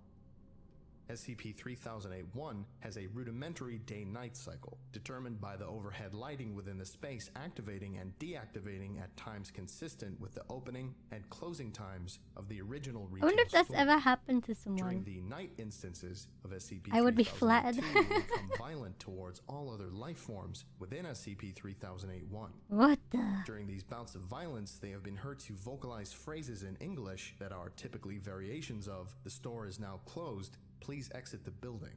Please exit Once the building. day begins, SCP-3008-2 instances immediately become passive. I wonder and if this begin moving SCP is throughout based on someone's SCP-3008-1, horrific experience seemingly at on random. Nightmare in IKEA. They are unresponsive to questioning or other verbal cues in this state, though will react violently if And attacked. meatballs, guys. They put something in the meatballs. Is known to have one or more exits located within, though these exits do not appear to have a fixed position, making it difficult to leave SCP-3008-1 once inside. Using any other door besides I wonder if the there is a main entrance VTuber to SCP enter the already. structure or breaking through the walls The of the VTuber retail model unit that leads isn't into the isn't non-anomalous tracked interior by of the anyone and original is just an store. entity on the internet Since containment began, pretending to 14 be a real individuals have human, but managed to exit they're not. SCP-3008. Following extensive debriefing, all individuals have been administered amnestics. Neural. Yeah, but like Neural has Vedal, At right? 0:37 It's still hours just a human behind it, 2000, or somewhat of a male human. exited Teto. SCP-3008, followed 10 seconds later by an instance of SCP-3008-2. SCP-3008-2 caught and killed the man before itself being terminated by an armed response personnel. This incident represents the only time an instance of SCP-3008-2 has been seen exiting SCP-3008. A full autopsy on the corpse was performed. See 3008-2 autopsy log. They for more left? details. The man was carrying an IKEA-branded journal, seeming to document his time in SCP-3008-1. Transcribed below, verbatim. I don't know what verbatim means. So, I'm writing this to document what I can only assume is my sudden descent into insanity. I can't possibly be that bad at Word for word? Oh. And yet, as I write this, I've been trapped in IKEA for 2 days. I haven't seen another person in the entire time I've been here. I thought it was a prank at first. Turn the place into a maze, get all the people out, and see how long it takes me to get lost. Then everyone has a good old laugh. Realized that wasn't the case when I tried to backtrack. Everything had changed, so I ended up lost. Instead of the exit, it was just row after row of bookcases. Bookcase. So I'm trapped in an IKEA. Sounds like the setup for a bad joke. The lights went out at 10 p.m., nearly giving me a fucking heart attack. That loud electrical thunk sound, and then pitch blackness. Place is full of beds though, and my phone has a torch on it. But no damn signal. So I found a bed and went to sleep. I spent most of the day trying to find my way out with no luck. Did find a restaurant serving those meatballs though, so at least I won't starve. That's probably The meatballs! Meatballs mentioned. Meatballs? fresh, but I haven't seen anyone around who could have cooked them. Made my way back to the beds before the lights cut out again since it's too dark to search with them off. It's 9:10 a.m. now. The lights came back on a little while ago. I'm sure I've searched the entire area where I came in now, and the exit obviously isn't here, so We turn I'm gonna up pick the a direction volume. and hope for the best. Verbatim. Day 3 of my magical IKEA mystery adventure. If I wasn't sure There's that so many lines on this weird about drawing. this place before, I am now. Walked for 3 hours in a more or less straight line. Insert IKEA joke here. How do you know you're going in a straight line? Those huge stock shelves they have here. Climbed up to get my bearings, and it looks like this place just stretches on forever. You can't tell if you're going in a Scene straight from The Lion line. King, except instead of trees and grass, it was all shelves and tables and crap. I did see a person moving not too far away though, so I headed over. Thought it was a staff member at first. Cause aisles. Wait, that makes sense. Maybe it was. Maybe Wait, but the aisles could shift around. I don't know. Legs and no faces are just the kinds of thing that they want working at a super IKEA. Damn thing completely ignored me though. And It's with no infinite eyes aisles. or ears, I can't even be Oh. sure it knew I was there. Thought about shoving it or something to get its attention, but its hands were big enough to crush a watermelon, so I decided against it. It just kept moving, and I eventually lost sight of it, so I decided to carry on the way I was going. Anyway, no comfy bed for me tonight. Looks like I've entered the improbably hard and pointy table section of the store. Guess I'll have to make do with some bunched up tablecloths. Phone battery died during the day too. Didn't work anyway, You but from I New feel like York? I've just lost some vital lifeline. Tablecloths. You ever see one of those cartoons where they're going through doors in a hallway and they just pop out of another door in the same hallway? Scooby-Doo! That's how I feel right now. I've seen nothing but the same identical bookshelf for 2 days now. Just row after row after row of them. I mean, come on! I love books just as much as the next guy, but this is excessive. I'm obviously still moving forwards. Who says I love books just as much as the next guy? I've never heard someone say that in my life. Not sure who I was addressing that question to. Usually people say I Let's just love say it was reading. practice for the autobiography I'm gonna write when I get out of here. I'll call it my perfectly Not normal I love trip books. to a regular old IKEA. If I ever get out of here. Finally found some other people. Yeah, turns out I'm not the only poor bastard trapped in here. Lucky for me, I guess. You found My people. 6th night here. 2 of those staff things came at me in the dark. You say Different sick from the like first me. one I saw, but still messed up. I say Heard sick. them coming. They were saying that the store was closed and I had to leave the Jinx, thank you for the raid. I'm not sure which Thank part of you. that was weirder. That they didn't have Welcome. mouths, or that they Welcome, were raiders. apparently trying to kill me while they were saying it. I love books, but not as much as the next guy, apparently. So I legged it, sprinting through IKEA in the Dogs? fucking madman. I saw it when I cleared another stand in front of those giant stock shelves, all lit up with torches and floodlights. They've built a whole town here. Got a massive wall built out of shelves and beds and tables and whatever else.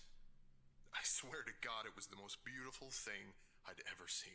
Vibe time. Anyway, I guess they saw me coming, or they heard my manly bellows of fear, because they had a gate open, and 2 people were there waving me in. Heard the staff thing slam into the gate behind me after it closed, still politely informing us that the store was now closed. SCPs I always wandered off eventually, though. take advantage of your familiarity with other people in a stressful situation. Directly above it, exchange and returns, all lit up against the night, using lights they found. Let's pretend to be humans. And there are beds, and food, and people. Over 50 wonderful people, with regular-sized limbs and a full set of Whoa. facial features. It's now my 7th night here, and the first one not spent in darkness. He's here forever. Full week living in IKEA. There's probably a TV show in that somewhere. The Truman Show. Now that I'm around other people, I'm starting to feel more normal. Maybe normal isn't the word, but after a week with only the sound of my own footsteps for company, I was becoming increasingly sure that I'd just gone nuts. That is too many people. I wouldn't go in. Yeah. Banging my head against the wall. You're telling me in all of this, Quite sane now, thank you that very many much. people found each other? Apparently there are other towns out there. Some with more people, some with less. The IKEA towns. Fairly mind-boggling. How can that many people go missing with no one noticing? Surely someone would have noticed that everyone who goes to IKEA seems to fucking vanish. Or maybe it's not everyone. Maybe we're just the lucky ones.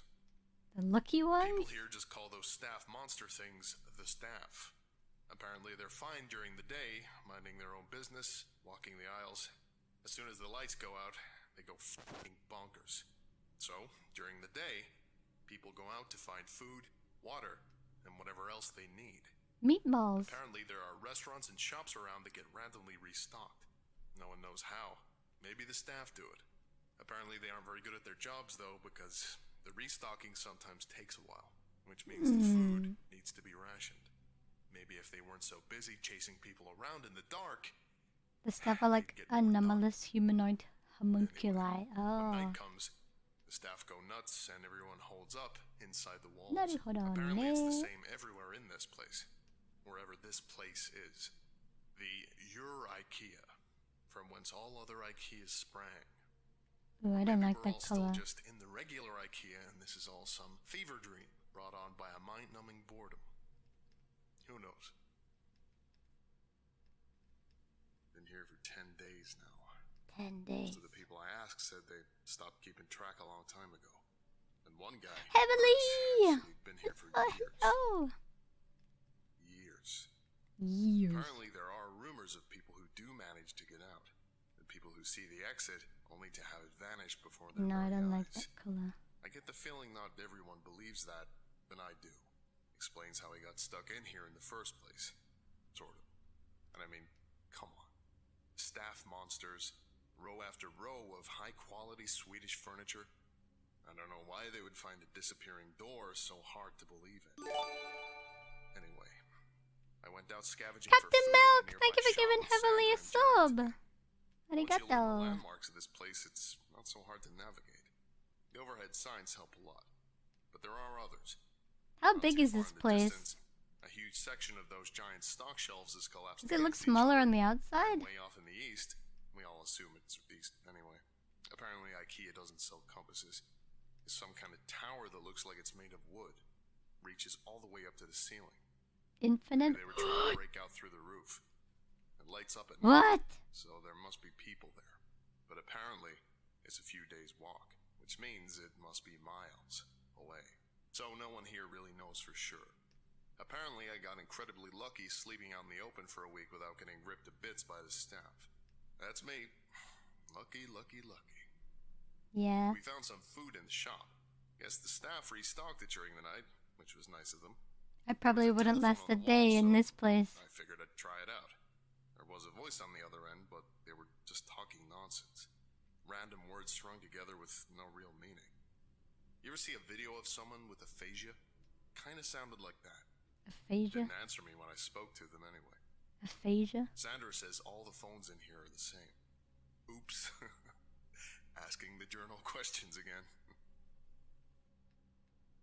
I was thinking like... What's the fire exit? Is the fire The exit? ceiling on this place is pretty high, and as far as anyone can tell, it goes on forever.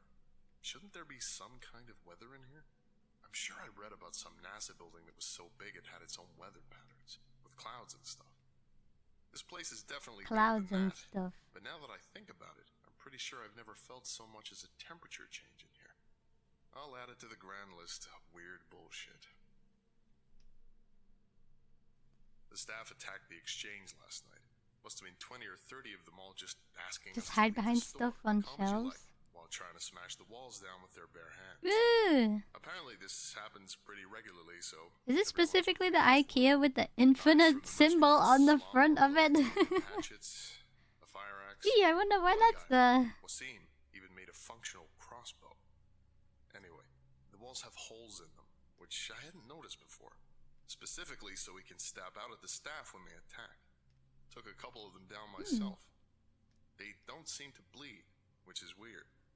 But they go down as easy as a regular person once you start sticking holes in them. Stick holes in them. Stick holes in them. Apparently the dead ones will attract more during the night. Sandwich! Thank you for the 2 months. From exchange. Arigato. A couple of those trolley things they used to move big boxes around, so we loaded them up and took them over to pick up.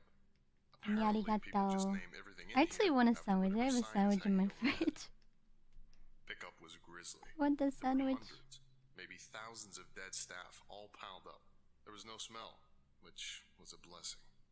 Apparently, Can you eat the staff? stuff? Bleeding, these things don't rot either. eat the stuff. My curiosity got the better of me while we were unloading them, so I took a look at one of the more... And I ate him. They're just skin, or something that looks like skin, all the way through. No muscle, no bone, no organs. Are they even really alive? The skin bag. In the first place? They certainly seem like they have bones when they're Skin bag. pounding on the walls. And I'm sure I felt more resistance than just... Oh yeah, I have an Apex tournament coming up on the 10th. So I gotta play Apex like every night until then. Because I'm washed, because I haven't played in months. I'm washed. After the staff attack the other night, every time you see a situation like this on TV or in a film, like it's the end of the world or everyone is trapped on an island or whatever, once groups like ours start to form, people always seem to turn on each other, fighting for food or dominance or whatever else. That hasn't happened here. Apparently people from other towns come by from time to time, just to check in or... This looks amazing. I love the Has-Been Hotel vibe. Thank you! Friendly, even. Maybe it's the... Thank you, John! Thank you for the 5 months. Perhaps the constant restocking of supplies in the shops means there's nothing much to fight over. Maybe people are just better than they're generally given credit for. That's a nice thought. I think I'll go with that one. That's a nice thought. A dozen people showed up at the gates this afternoon from a town called Trolleys. Apparently the staff broke through the walls and tore the town apart during the night. What the? These 12 are the only survivors out of over 100. The staff are fighting back! We let them in, obviously. One more point in the human decency column. Later, I asked if anyone knew how many of these towns were out there. Between us and the new folks, we managed to come up with over 20 names. 20 towns filled with people, and who knows how many beyond that. The motto for this place should be, how is that even possible? Surely someone, somewhere, must be looking for the thousands of people that must be in here. I don't know about that, Chief. I've been here for a little over 2 months now. Hello, Froot. What are you Does listening? time stop outside? Is it SCP Illustrated? New people showed up. Same story as the rest of us. Nice little trip to IKEA, and suddenly they're trapped in Billy Bookcase's house of faceless. Numerak, thank you for the 27 months. I'm listening to the Vulcan. We kill them and haul off their bodies. Sometimes they hurt While I dwell, so we're just hanging out. We killed a guy called Jared a couple of weeks back. It was awful. Did he just say I killed a guy? Turns out regular humans still bleed in here, even if the staff don't. I feel like they would. Best, but none of us are doctors. Jared was a They good guy. killed a guy? He deserved better. Jared. It No. occurred to me that a couple of days after that, none of us were really looking for a way out of here. I don't even know where we'd start. One of those quadcopter things Jared! buzzed past exchange today. I thought it meant that someone was finally looking for us, that help was on the way. Apparently it's not the first time this happened, though. Same thing happened a few months ago, and everyone is still here. No idea if it saw us. It didn't stop if it did, just kept flying until we could no longer see it. There's a story about how another faction wood chipped. Based on recovery time of the journal, chair. This entry appears to line up approximately They only teleport behind people. Test piloting a drone Needed inside a seat? SCP-3008-1. Analysis of footage After shows destroyed, a it would walled fill your settlement lungs with under wood a and sign nails. labeled What Exchange the? and Returns. Destruction could Attempts make it to worse. relocate the Oh. settlement failed. Origin of previously sighted drones is unknown. Why would you destroy a chair? It's only trying to give a seat to people who need one. Best idea I've ever had. Everyone seemed pretty down after. A bunch of people here have families. Husbands and wives. What the frick? Kids, dogs. Franklin apparently has a pet llama, though I'm not sure I buy that. But apparently some of the people here have some seriously odd gaps in their knowledge. 3 of them had never heard of the International Space Station. 2 of them seemed to think it was the Prime Minister. And one of them had GOC? apparently never heard of the Really Statue bad of at their Liberty. jobs in the universe. I Oh. believe them too. They seem just as confused as the rest of us. So just like The more I thought every about it, though, the more I started to OG explain a few things. in real What is the life. reason no one is looking for all us missing people is because we haven't all come from the same place. This is gonna sound weird. Oops. Maybe that should be the motto for this place. But what if all the people here have come here from different dimensions, realities, whatever you call it? I've seen enough TV shows to know the drill. Sarah comes from a place where there's no Statue of Liberty. They didn't launch a space station where Wasim is from.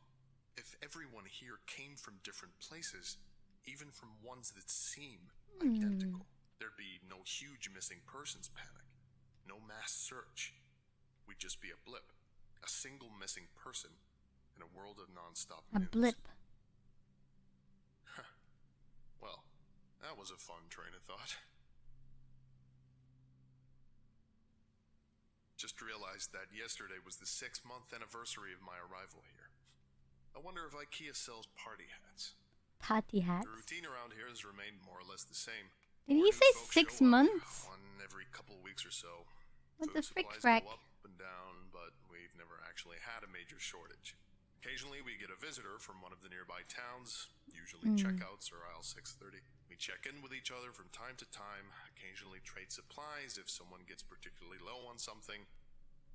It's comforting, in a way. A reminder that I want to draw so many people.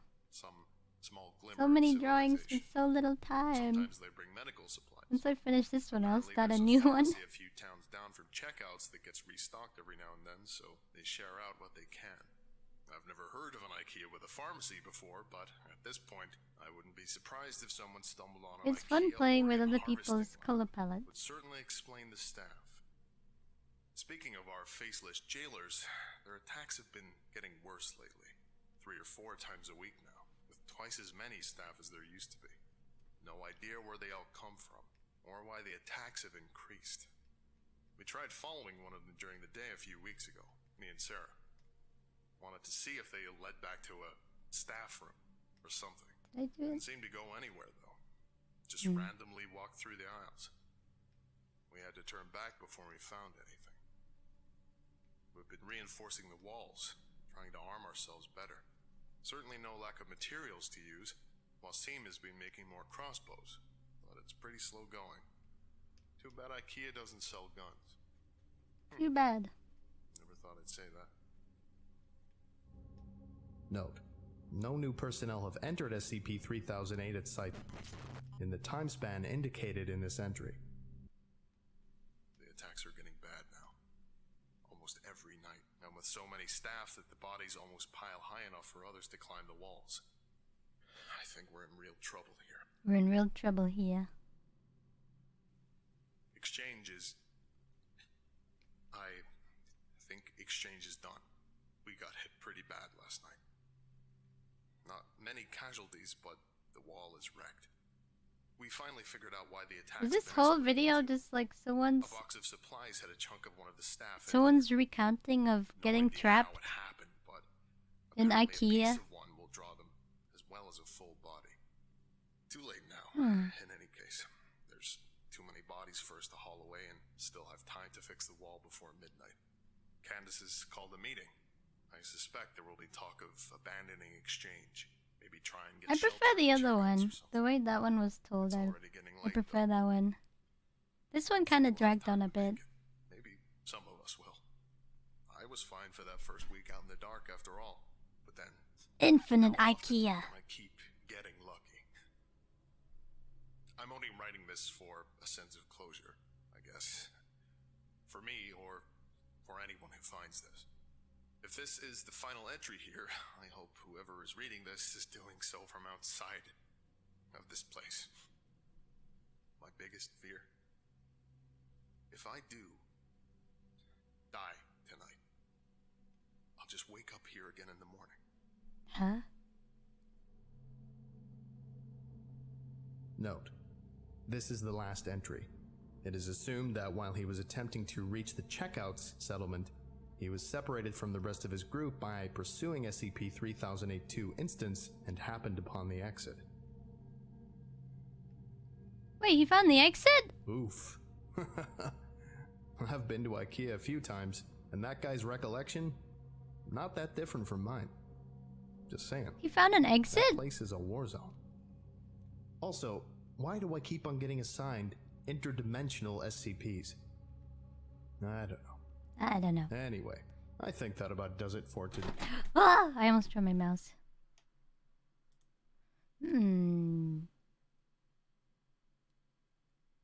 Last time someone found an exit, they got wrecked. Oh yeah, that's right. The homunculi SCP ran after them and then... Yeah, but you can prod holes in them and they pop like balloons. Because they're just like the skin bags. Just bring a weapon with you that can pierce holes in them. Okay. We need another SCP.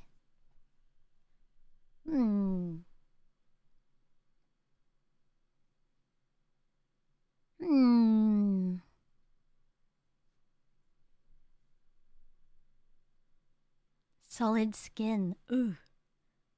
Ooh. You know what I found out recently? Did you know that if you combine all of your blood vessels into a straight line, they would equate to, the length would equate to like 60-something thousand miles? Which is like more than twice as long as the equator of the Earth. It's not capped because we have blood vessels that are so tiny that you can't see them with the naked eye. So it's also counting those.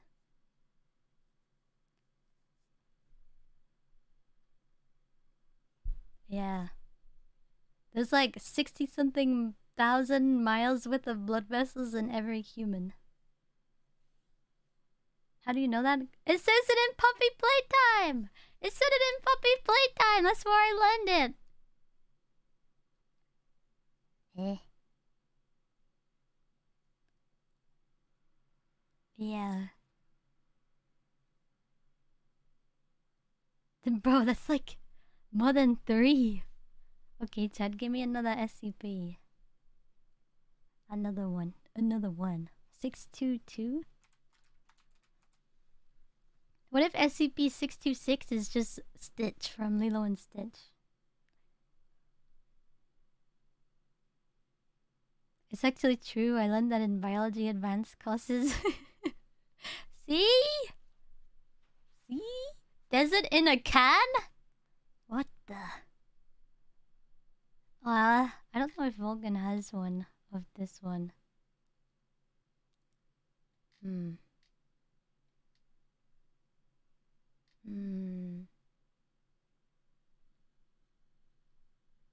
Get schooled by Puppy Playtime. Indeed. Indeed.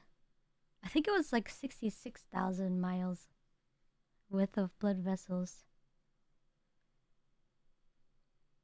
Flesh that hates?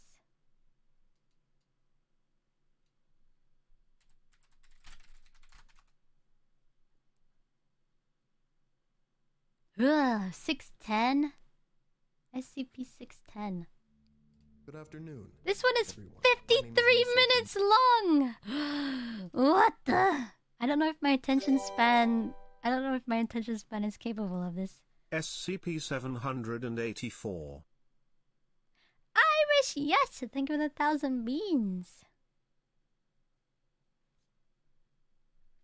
It's pretty good. SCP-784. Let me open a new tab.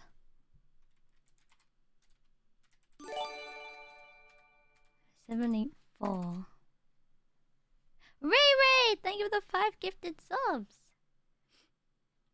Vulcan doesn't have 784. The Christmas cheer? What the?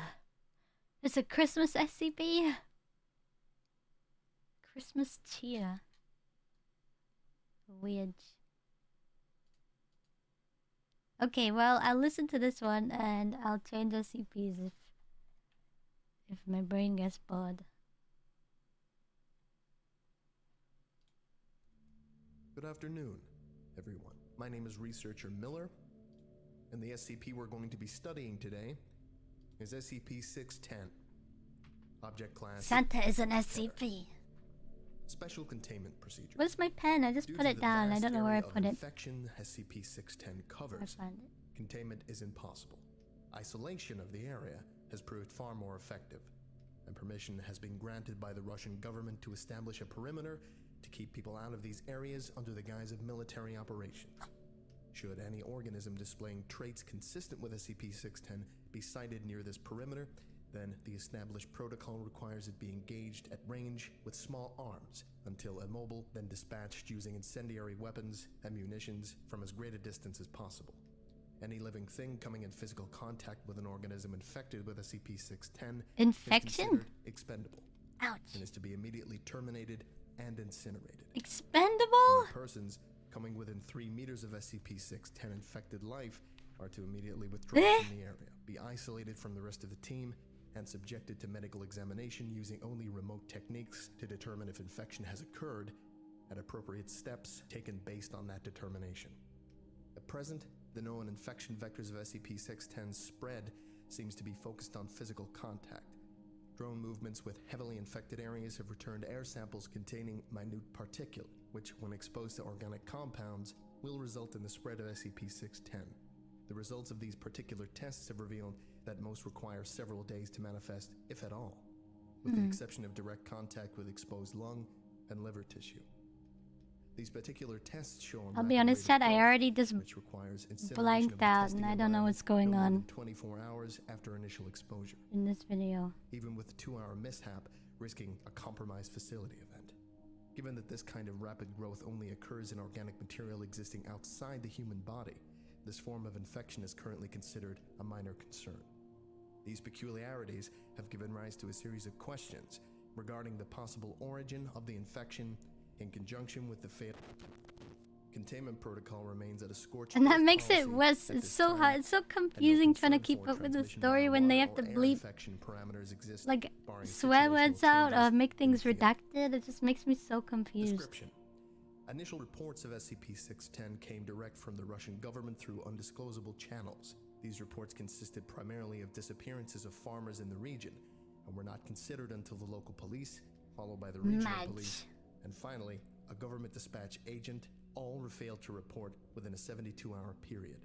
A small military contingent was dispatched to the area and quickly withdrew, at which point the Foundation was contacted to investigate. The area SCP-610 affects is close to Lake Baikal in southern Siberia. Areas of known infection are marked on the map provided to us. Containment perimeters are marked in blue surrounding these infection areas, and as of present, no further locations have been identified. Incursions into the perimeter must be reported prior to conducting, confirmed during exploration, and debriefed on immediately following return. I want a different SCP. SCP-610 appears to be a contagious skin disease at first, with symptoms including rash, itching, and increased skin sensitivity. Within 3 hours, the disease will cause blemishes resembling heavy scar tissue to form in the chest and arm areas, spreading to the legs and back within an additional hour, consuming the victim completely. I don't like this one. I want a different one.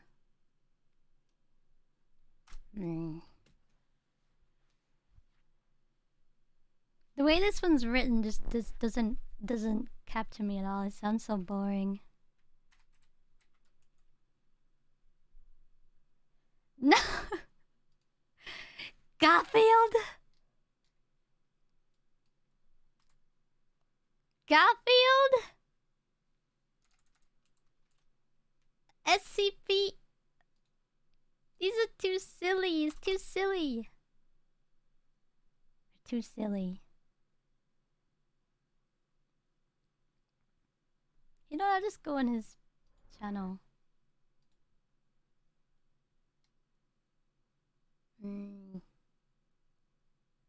The empty box.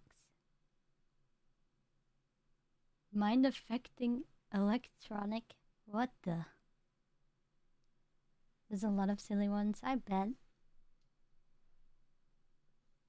I bet. I'm a pleasant SCP. I like the creepy ones though. I like the creepy yet simple ones. You know, like the two two-line horror. You know, it's short and interesting. Something like that.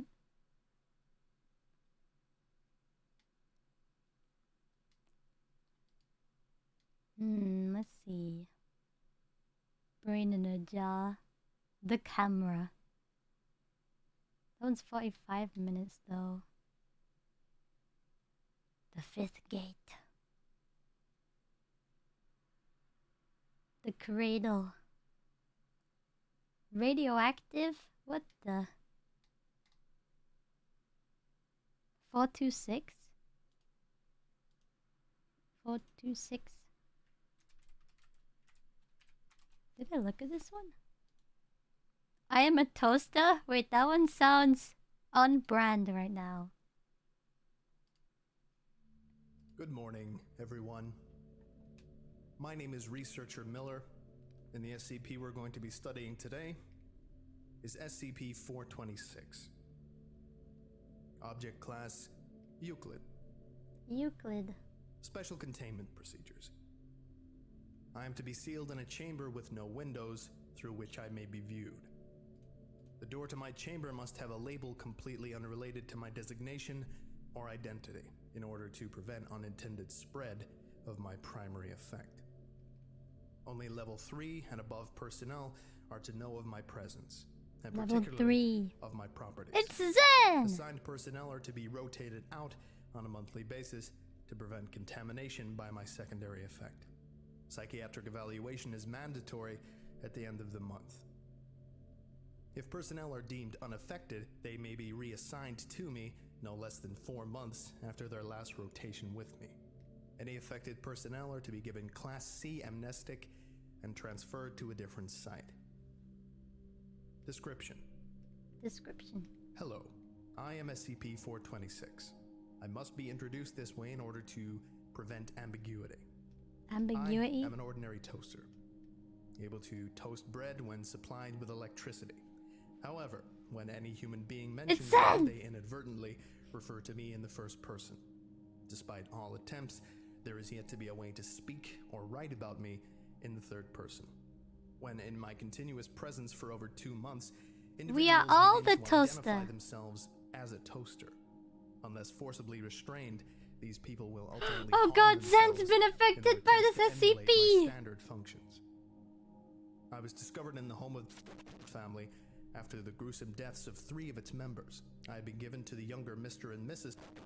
as a wedding gift. No card or any other identifying marks had been found on my box. Approximately 2 months What after if this the is family what received me, Evil fire Toaster's crews named were after? dispatched to the home due to an electrical fire. The younger Mrs. died from the electric discharge that she had caused when attempting to devour an electric socket. Get toasted. The other 2 victims had died shortly before the fire occurred. The elder Mrs. had gorged herself with nearly 10 kilograms of bread before her stomach burst and she died of internal bleeding. What? The younger Mr. Too died of much severe bread. blood loss after attempting with me. The sole survivor was the elder Mr. who Too was much suffering bread. from severe malnutrition. He stated that he had inserted some bread a week prior and was still waiting for the toast to pop out. I What was if you confiscated by put the in Foundation Pop-Tarts after police instead? noted You think my the toaster gets unusual angry? Class C amnestic was administered to all. What is affected this officers. garbage? And just kills you. Experiment log 426-1. Date. Subject. D-class personnel D426-1. Procedure. D426-1 was asked to describe what he believed was contained in my chamber. He was not informed about my identity or properties. Details. D426-1 stated, "I'm probably some huge monster holed up in there." That's what you guys have all over the place, right? D426-1 Hello, remained how are oblivious you? to his use of the Pro first person Dragon! pronoun. Thank you for the 500 Experiment log beans! 426-2. Thank you. Date. Subject. Just D kills class you. How would that personnel, work? D426-2. Procedure. It would give you the Pop-Tarts, but they D426 would was be placed in my deadly if you chamber ate them. and given regular meals through a dispenser. No communication with D426-2 was permitted. Multiple cameras were situated in the chamber, positioned so that I was outside of their field of vision, but allowing constant observation of D426-2. We remained sealed until my secondary effect manifested in the subject. I was bolted to the floor so that I could not be moved into the camera's view. Deadly pop Details.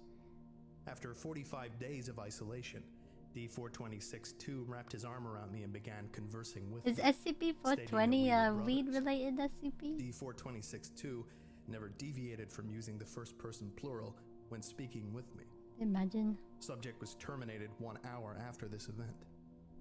It is theorized 420J is accelerated the progression of my secondary effect. Experiment log 426-3. Yes, actually. Subject: D-Class personnel D426-3. Procedure: Basically just a screw was giant. removed from me and shown to D426-3, who was asked to describe it. D426-3 The screw was removed not from me. informed about my identity or properties. Details: D426-3 referred to it as my screw, consistent My with experiment screw. 426-1. The subject was oblivious to his use of the first person in his description. This suggests that, even if I were destroyed, my effects would still be inherent in my remains. Experiment log 426-4. Date: Subject: D-Class personnel D426-4. Procedure: D426-4 was placed in isolation in the cell adjacent to my chamber, to be observed until my secondary effect manifests. Details: no effects appeared. D426-4 was terminated 90 days after the start of the experiment. Quote, "Thank God there are some limits to my effects. A lot of us were really starting to get worried about me." The first person is so funny. Okay, that about does it for today, folks. Apologies about the confusing nature of myself today. Well, you know what I mean. Thank you very much for listening, and you are all dismissed. Goodbye. Goodbye. You're all dismissed. Yay! Hi, people sit listening to the stories.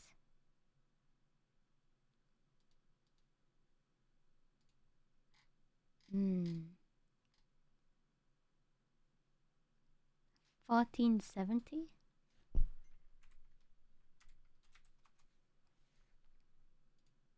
Telepathic Spartak? Oh, cute! Good afternoon, everyone. My name is Dr. Miller, and the SCP we're going to be studying today is SCP-1470. Object class: neutralized, formerly safe. Formerly safe? What Special the? containment procedures. The remains of SCP-1470 have been laid to rest in a small plastic case within the podium section The of its remains? terrarium. The terrarium is to remain stocked with salticids and the offspring of SCP-1470. They and preserved. destroyed it? Pending the end of quarantine period, What these the offspring may frick? be introduced to the wild if no anomalous behavior. What did he ever do to you? The video's All about to personnel tell me. have been cleared of quarantine after exposure to SCP-1470 with no ill effects. What the frick? Previous containment procedures ended May 7th, 2008. SCP-1470 is housed in a soundproof terrarium measuring 0.75 by 2 meters, 0.6 meters tall. The terrarium includes a small source of fresh running water and includes flora common to the Australian state of Queensland. The northeastern Of corner course of the it's terrarium Australian. has been modified to allow for communication with SCP-1470. If it has babies, it might have This just location been is old. referred to as the podium. SCP-1470 appreciates regular contact and is scheduled for interviews 3 times daily, allowing for a regular nocturnal sleep schedule. If personnel wish to conduct an unscheduled interview with SCP-1470 for any reason, they may do so by entering the chamber and vocalizing their intent to speak with SCP-1470, which will enter the podium or respond as it is able. It is not necessary to speak verbally, when communicating with SCP-1470, but vocalization of words helps to convey meaning more clearly than Big thinking Spooner, of it's abstract huge? concepts, and allows for It's a easier big one? transcription of communication. SCP-1470 is not capable of understanding the range of human thought, so it is highly recommended that researchers only use basic concepts and short statements. SCP-1470's terrarium should be stocked with a monitored population of mundane salticids, web-building spiders, and their own prey insects to serve as prey for SCP-1470. The best way to distinguish SCP-1470 from other salticids within the terrarium I've always wanted a is to jumping ask it to spider wave as its a pet. arms. Personnel working with SCP-1470 must report for psychological screening on a weekly basis, for a period no less than a year after exposure. Description: SCP-1470 was a male fringed jumping spider, Portia fimbriata. It's a recovered jumping from spider. Queensland, Australia. Its body measures 6.3 millimeters. In life, SCP-1470 was sapient and capable of telepathic communication with other sapient beings at a range of approximately 9 meters. Although SCP-1470 was otherwise not notably different from other members of its species in behavior or physiology. The Queensland population of Portia fimbriata has already been observed to be more intelligent than other spiders in its ability to solve problems and employ unique hunting tactics to capture its prey, which primarily consists of other spiders, both of the web-spinning varieties and other members of the Salticidae family to which they belong.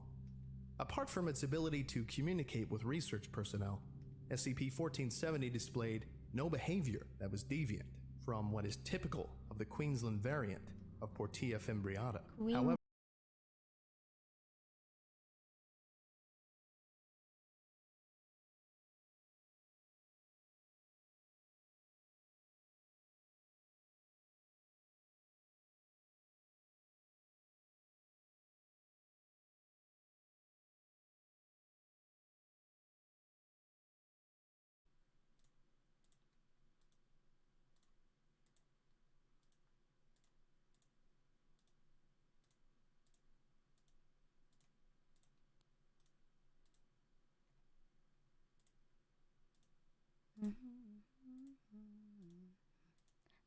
Are we back?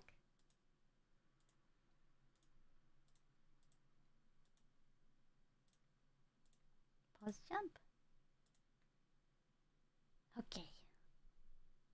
correspond to human My anatomy, internet went the down terms for are a adjusted second. based What on the its frick? content. For example, while leg is a straightforward translation, What the references to SCP-1470's palp were typically perceived as arm by researchers. Refer to the following statement received after an unsuccessful Like attempt to pedipalp? introduce SCP-1470 to a mate. I went at the bloody harlot, waving my arms around to let her know what's what. But she wasn't having none of it. She smacked her lips at me and gave me a good drumming with her arms and legs. And I know it was because of that I'm gonna save red this just in stripe he case. likes to put on me ass. It really makes a man stand out in ways he's not supposed to. You know? Those savages might not notice it much, but you gotta fool a proper lady. So anyway, I had to tie a bungee and make a jump for it, before sailing back to me tent to nurse me pride. As is typical of statements made by SCP-1470, it was perceived in a way that could almost be spoken by another human. It was also typical to perceive these statements Wait, was that in the a strong spider? regional dialect. Note, however, that harlot was used as a derogatory term and does not imply prostitution, a concept alien to Portia fimbriata. Lips refer to the chelicerae, where a spider's fangs are stored. Arms refer to the palps bordering the mouth, which are larger in males and used for display purposes. In this case, they were used to make the female aware of SCP-1470's presence and lack of intent to harm her. Arse refers to abdomen and the red stripe that was painted there at one time to distinguish SCP-1470 from other spiders. Tie a bungee refers to laying down a safety He's from line of Queensland. silk before making a jump off to the surface the spiders were located on. And sailing is a straightforward description of drifting down on a loose strand of silk while airborne. Likewise, tent refers to SCP-1470's web, a structure used purely for shelter. The red stripe was removed from SCP-1470 afterward, and a less mature female was introduced to the terrarium. The following excerpt was taken from the subsequent interview. Hey, not so loud, mate. You'll wake the little Sheila. Your interaction with her seemed to go better. How was she doing? She was pretty scared when she got tossed out here by those big predators. At least, I think she It'd was. be great She to can't talk to me like spiders. None of them ever can. But she shows me she cares in her own way. She asked me back to her place, and we're going to stay there until she's ready. Ready for what? You know, can't be a gentleman if we talk about it so plainly, you know? Not the way you guys do. Anyway, I guess I should say thank you. It's not what I wanted, but it'll do. You told me you wanted a mate. I told you I wanted a wife. A mate is a friend. We're mates, right? We're You're fun mates. to talk to, but I wanted someone I could look in the eyes while I talk to them. We're mates. We've never found anyone else that can talk like you do. Well, it's what separates us from the savages, right?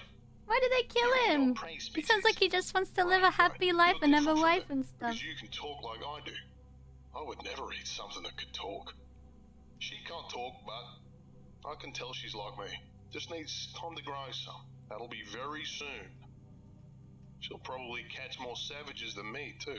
We'll have good It was an children. accident? If Aww. that big old Harlan Predictions. keeps her distance. Maybe he did it himself. We've removed her from the area. No! I hope you didn't hurt her. Note that cohabitation in the same web between a male and a sexually immature female wait is a not minute. uncommon in Portia fimbriata. Females the eat the maturity was males. reached within the next 2 weeks, and SCP-1470 left the web after copulating. I bet the As is female normal for the species, killed him. the female did not devour or kill Oh. SCP-1470. Well. The following is excerpts from This the last final week interview. of art has been so cool to see. Fruit. The Zens are looking anyone amazing out there? here. Hello, I'm here. Female We're just jumping doing some spiders work in don't your eat males. enclosure. Oh. Wiki, thank you for the 35 months. It's enclosed, but I Arigato. don't see you in here. I'm outside your podium. The podium doesn't have an outside, you daft bint. How come I can't get outside it? Do you see me waving my arm at you? This is a note from Dr. Westington. Dr. Westington. Unintelligible, wordless dread would be the most apt description of what I felt from SCP-1470, which fled the podium shortly thereafter, in a manner that suggested it was trying to avoid a predator.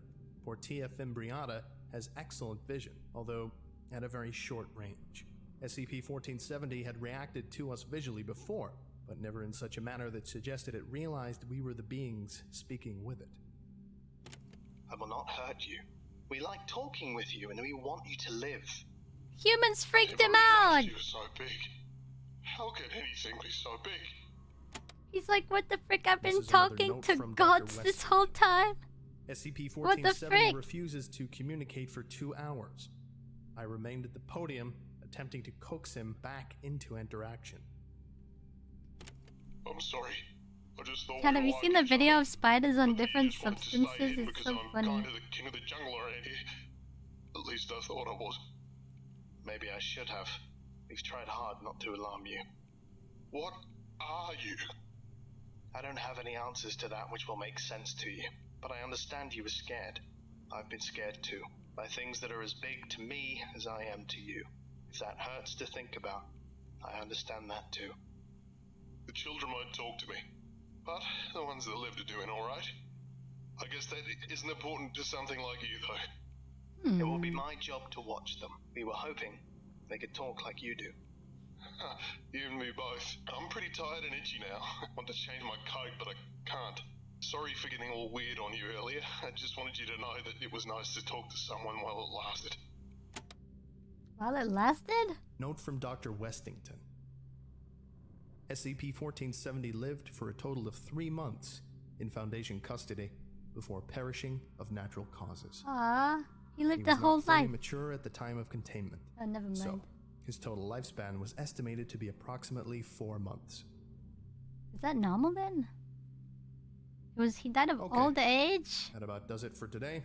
He died of old age?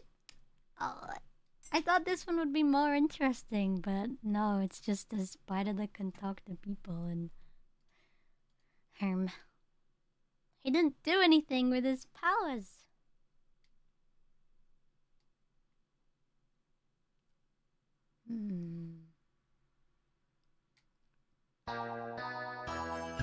Banyam, banyam, banyam. Less than 3. Atsu! Atsukis! Thank you for the 5 months. Arigato. It was survival, but I could understand. Eh? What do you mean? Oh my god, wait!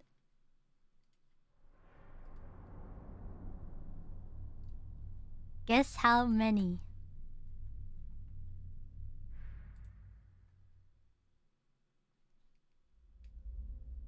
Good afternoon, everyone.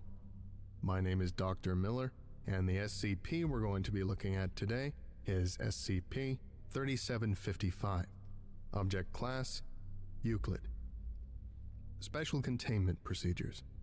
Personnel reading this document are required to examine the attached photograph before reading beyond this paragraph.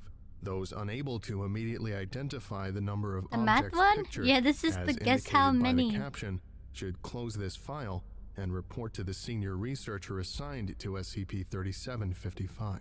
Otherwise, no special action is required before reading the rest of this document.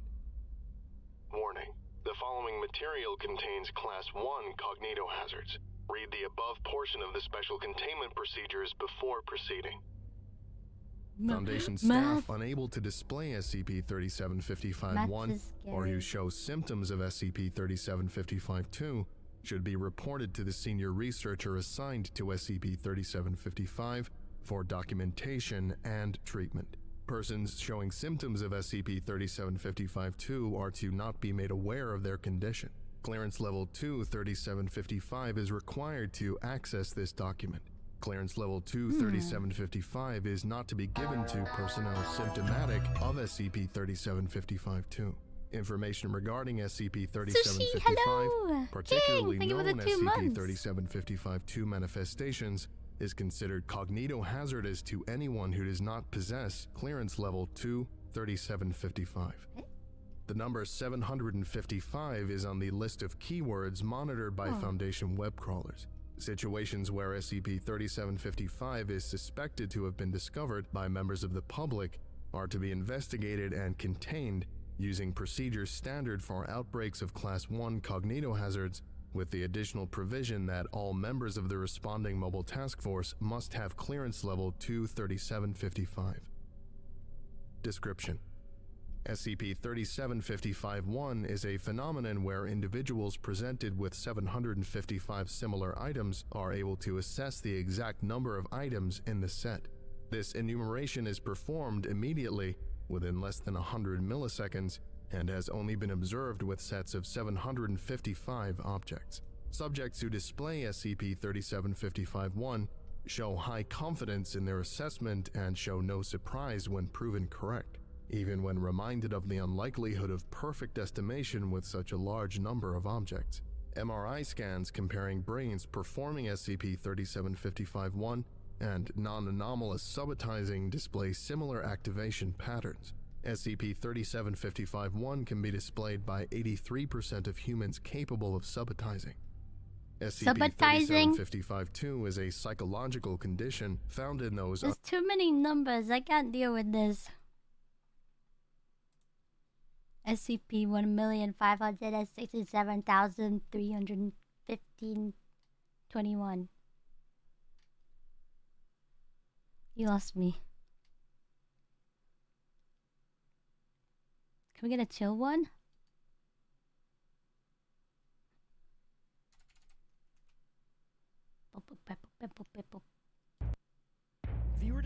Oh wait, this is not... Viewer discretion is advised.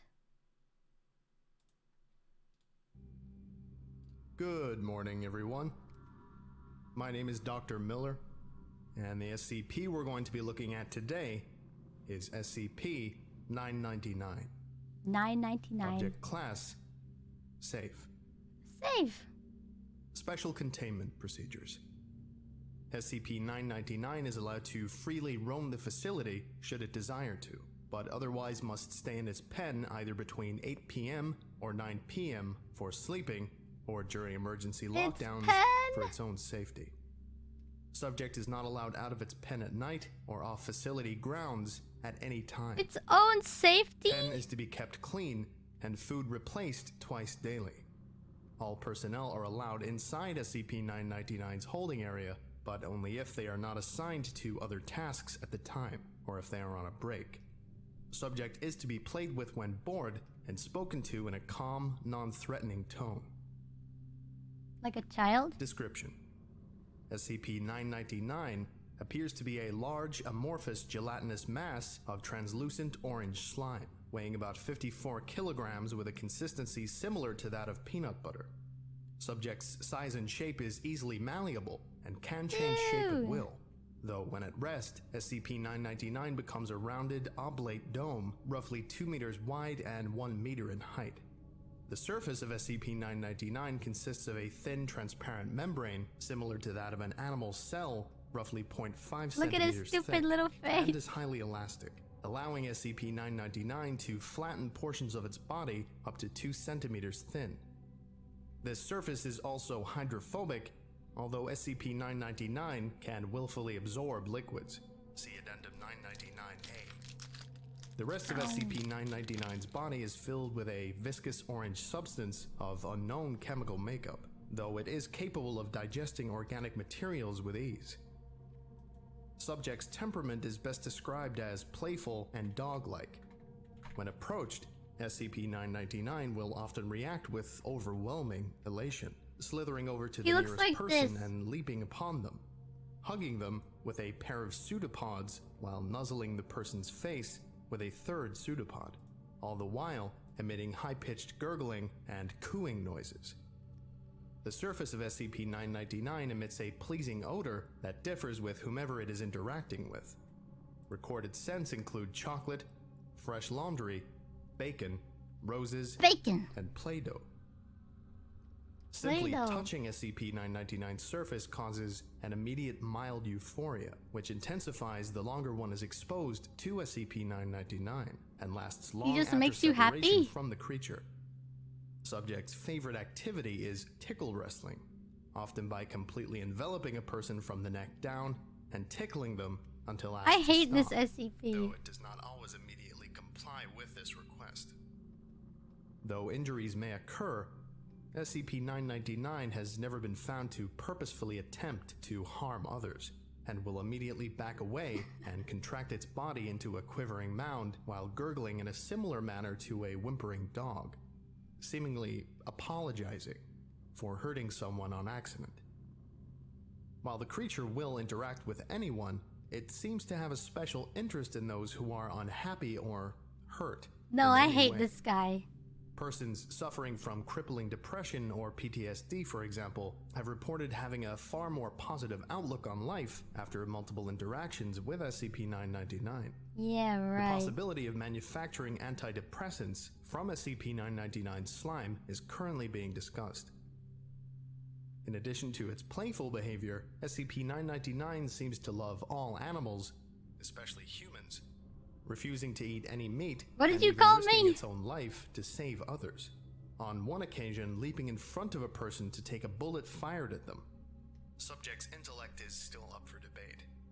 Though its behavior is infantile, it seems to understand human speech and most I would be so mad if this little guy saved my life.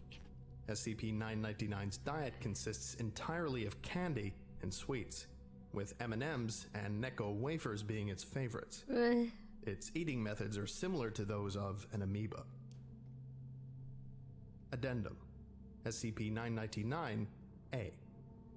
Reminder to all staff. SCP-999 is not to consume caffeinated soft drinks of any kind. Last week, someone Why do you not like the SCP? There's just something eerie about how positive it is. I don't trust it. There's nothing that's... Nothing can be like that positive. SCP-999 has thankfully recovered It since, freaks me out. but the staff member in question has been reprimanded. Dr. Addendum. SCP-999-B. The following is a report from an experiment in which SCP-682 is exposed to SCP-999 in the hopes that it will curb the creature's omnicidal rage. SCP-999 is released into He's literally baby. SCP-682's I hate it. It's so creepy looking. It's so creepy. towards SCP-682.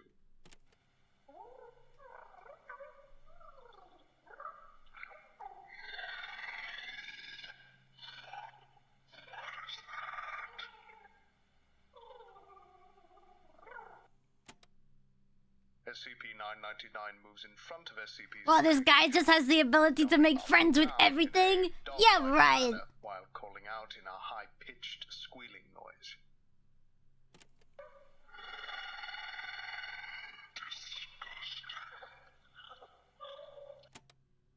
SCP-682 immediately steps on SCP-999, completely flattening SCP-999. Observers were about to abort the experiment when SCP-682 started talking again.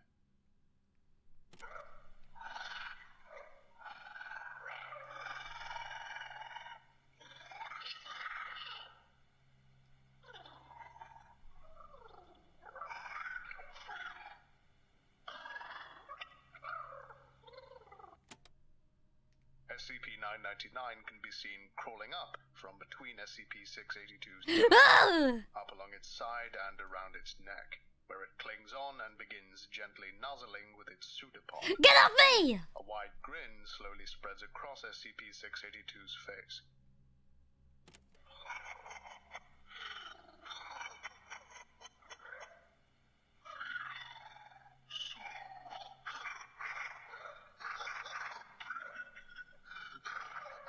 A silly little guy. No!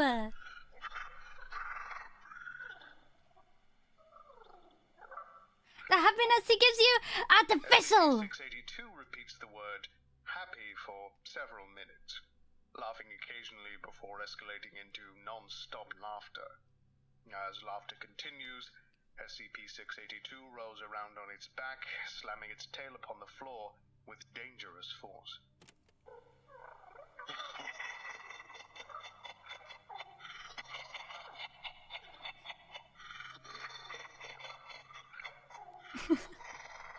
I can't take the laughing seriously.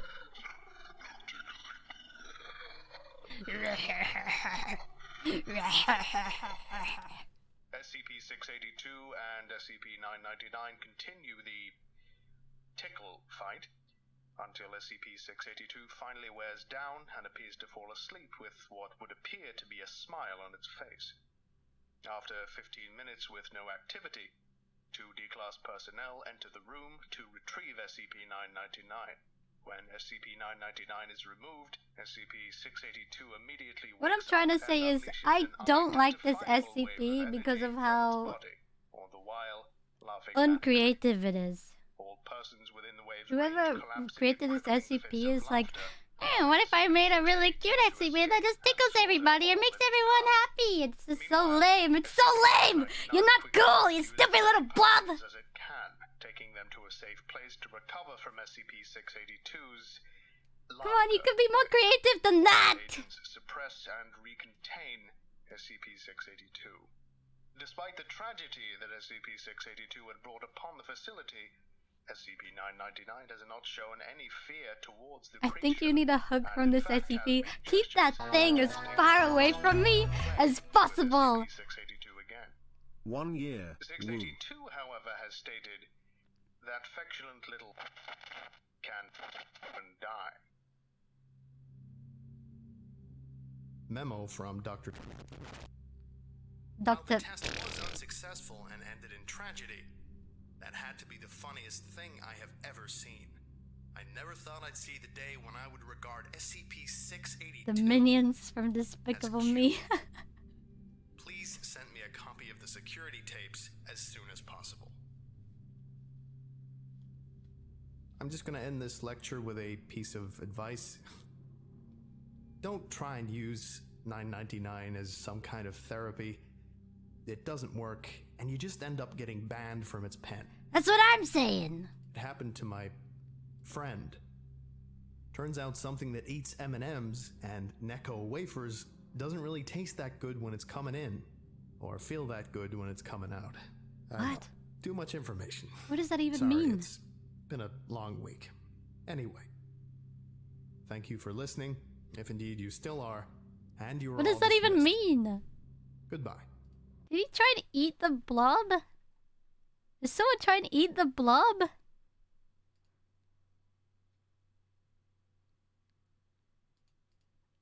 His friend ate the blob? Listen, okay. What are you doing working at a place like that? Being granted access to a pen of an SCP of that kind, and you think, smells like M&Ms.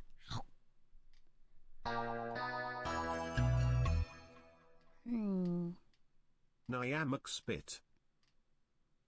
Connor! Thank you for the 19 months! Froot might have the opposite version of this blob that makes everyone nearby irrationally angry in her room. Where is he? Come out, you little freak. Did you know I can't remember like the details, but something in the brain that triggers that makes you mad is the exact same thing that gets triggered when you find something really cute. That's why some people are like, oh, it's so cute, I want to squish them, you know? Sometimes cuteness makes you angry. There was a crooked man. Oh, but that's a whole hour long. That was a whole hour long. Hyper-religious cats. What the...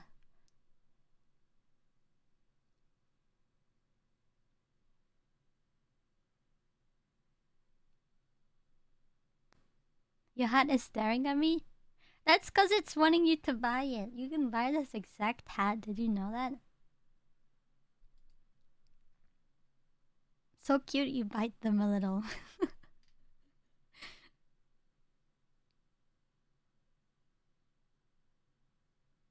Now I know why I'm so mad in Fruit streams. What the? I make you mad?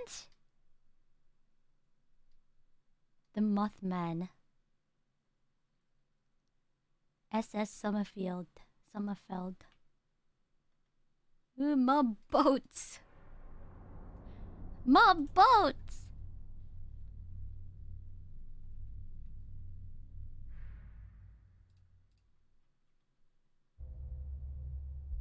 Good afternoon, everyone. My name is Dr. Miller, and the Boat SCP SCP! we're going to be looking at The poop today cruise! is SCP-3241. Object Class, Keter. Special Containment Procedures. SARC is to continue developing a safe and effective containment strategy for SCP-3241. Until such a strategy exists, procedures to contain SCP-3241 will focus on mitigation, observation, and the prevention of outside contact. Personnel are to cooperate with the JM-SDF and other naval aeronautical authorities to enforce a 75-kilometer exclusion zone around SCP-3241. Only Foundation-operated vessels are permitted to enter this zone. Surveillance drones are to be deployed on a weekly basis into SCP-3241 to monitor its rate of expansion. Should this rate change, SCP-3241's current containment director is to be notified immediately.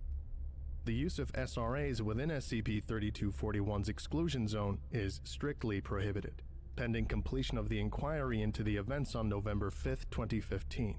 No personnel, Foundation or otherwise, are permitted to enter SCP-3241 without O5 approval.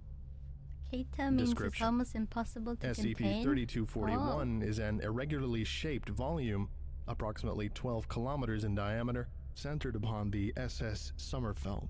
formerly SS Chavez. It exhibits volume? numerous spatial, temporal, molecular, and biological anomalies. Although the nature and severity of these anomalies fluctuate with no discernible pattern, they do not extend beyond SCP-3241. SCP-3241 is currently expanding at a rate of approximately 4 meters per day. The SS Sommerfeld is a cargo ship constructed in 1963 by Sun Shipbuilding and Dry Dock Company. It was purchased, refurbished, and rechristened in 1995 by DLS as part of a Foundation-sponsored contract to provide a transport for low-risk anomalies and anesthetized ontokineticists from the decommissioned Site 97 to Site 82. In 1998, the ship was lost along with its crew, anomalies, and all 5 ontokineticists on board. An inquiry conducted by the Foundation in 1999 attributed this to a mid-transit containment breach followed by the failed deployment of its emergency safety system, consisting of 6 linked SRAs. It's expanding. In 2015, is it the SS ship? Sommerfeld was discovered adrift 200 kilometers west of Odo Island. This led to the formation of SARC to assess the sudden emergence of SCP-3241 and develop a safe and effective containment procedure for it. In 2018, new evidence came to light regarding possible malfeasance on the part of Daniel DeVorn and DLS. A second inquiry was conducted into the events of 1998 and 2015. As a consequence of this inquiry, all current and future contracts with DLS have been suspended. Daniel DeVorn remains at large and has been designated as Person of Interest 3241-347. Addendum 3247-1. Loss of the SS Sommerfeld. On September 17, 1998, the SS Sommerfeld departed Jacksonville, Florida, USA, for Itaguaí, Rio de Janeiro in Brazil. At 1721 UTC, the Coast Guard received a signal from the ship's EPIRB, emergency position indicating radio beacon, placing it near the center of the Atlantic Ocean. At 1806 UTC, the EPIRB broadcasted another signal, placing it in the vicinity of the Sokote Allen mountain range. At 1855 UTC, COSPAS SARSAT satellites received a final transmission from the beacon. Its position could no longer be determined. All subsequent attempts to establish communication failed. Early recovery efforts were hindered by Hurricane Georges. An inability to determine the SS Sommerfeld's location, and DLS representatives who incorrectly insisted to Foundation officials that the vessel was not lost but merely delayed on account of severe weather conditions. Daniel DeVorn Wait, you never lost the ship during the before? 1999 inquiry. Oh, frick. Her emergency beacon was sending a signal, but the coordinates were all over the place. They made no sense. We've had distress beacons misfire before, so we figured it was malfunctioning. We couldn't establish radio contact to confirm on account of Hurricane Georges. But after 3 hours of nothing, we realized something was wrong. This is 30 minutes That's long. when I made the call. I called Jack myself. I told him something was wrong. I told him that Sommerfeld had gone missing. What the? Once the SS Sommerfeld was declared lost, the Foundation immediately mounted a joint search and rescue operation with help from UNDIC, United Nations Disaster Assessment and Coordination, the GOC, Global Occult Coalition, United States Coast Guard, Air Force, Air National Guard, and Navy. Search efforts concentrated on the ship's planned route and the 2 coordinates provided in its emergency broadcast. After an intensive 6-month-long investigation, no trace of the SS Sommerfeld was found. Addendum 3241-2. Initial inquiry. During the initial 1999 inquiry, Daniel DeVorn responded to questions regarding the possibility that the disappearance of the SS Sommerfeld was caused by a fault in its emergency SRA system. Look, I don't want to be rude, but that's nonsense. That's nonsense. Nonsense. Our Scranton reality anchors have a near flawless track record. They've seen extensive use throughout the Foundation. They're directly responsible for averting disasters every day. They save lives every single day. And we're developing better, more cost-effective SRAs every single day. What happened to to the SS Sommerfeld was tragic, but it had nothing to do with our emergency safety system. What happened was, I don't want to blame your people. I'm sure their performance was exemplary. I've worked with you long enough to know you only hire the best of the best. But I do want to point out that you consistently refuse to staff DLS technicians on site to provide immediate technical support. You wouldn't let us put any of our employees on that boat. You also have a history of... Your procedures have a history of deviating from the Scranton Reality Anchor Manual. The manual exists for a reason. We wrote it for a reason. If you follow it, they work fine. The real tragedy is that this could have been averted had the Foundation been willing to let one of our DLS technicians on board the Sommerfeld. I'm certain they could have correctly deployed the Scranton Reality Anchors. Had the Foundation paid for... Had you been willing to take the time and let our technicians just train your employees or even read our manual, I'm certain we wouldn't be having this conversation. Professor Zora Shetter, a paraphysicist who left the Foundation to work for DLS as a consultant, corroborated Daniel DeVorn's claims. I'll never understand the resistance to Scranton Reality. Corroborated. Never. We have this wonderful little device, this wonderful miracle that can reduce even the fiercest of reality benders to a purring kitten. I don't know what that means. Previously, the only bottleneck was their prohibitive production cost and maintenance requirements. But now they're cheap, self-correcting, and 100 times more potent. I've worked with them for decades. They've saved my life more times than I can count. If I ask for a show of hands right now, right here in this room, of how many of you have been saved by a Scranton Reality Anchor, I'd be shocked if I saw a single hand down. I really would. What happened to the SS Sommerfeld was terrible. My heart goes out to the victims. It really does. But our Scranton Reality Anchors have been tested time and time again. I'll be honest, I haven't been listening this whole time. Everything except human error. One voice of dissent came from Professor Sherman Savory, a Foundation paraphysicist with a reputation for expressing skepticism toward SRAs. All right, for starters, they don't have a flawless track record. That's a load of This one's a bit too long. Very word vomity levels of story writing. Just tell me all the important parts. Frick, I need a good SCP. Well, there's some good ones.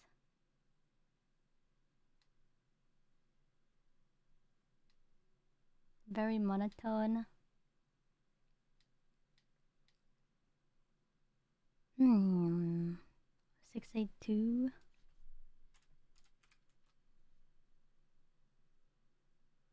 Oh, this is the one in the game.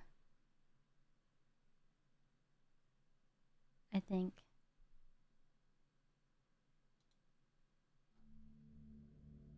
Good afternoon, everyone.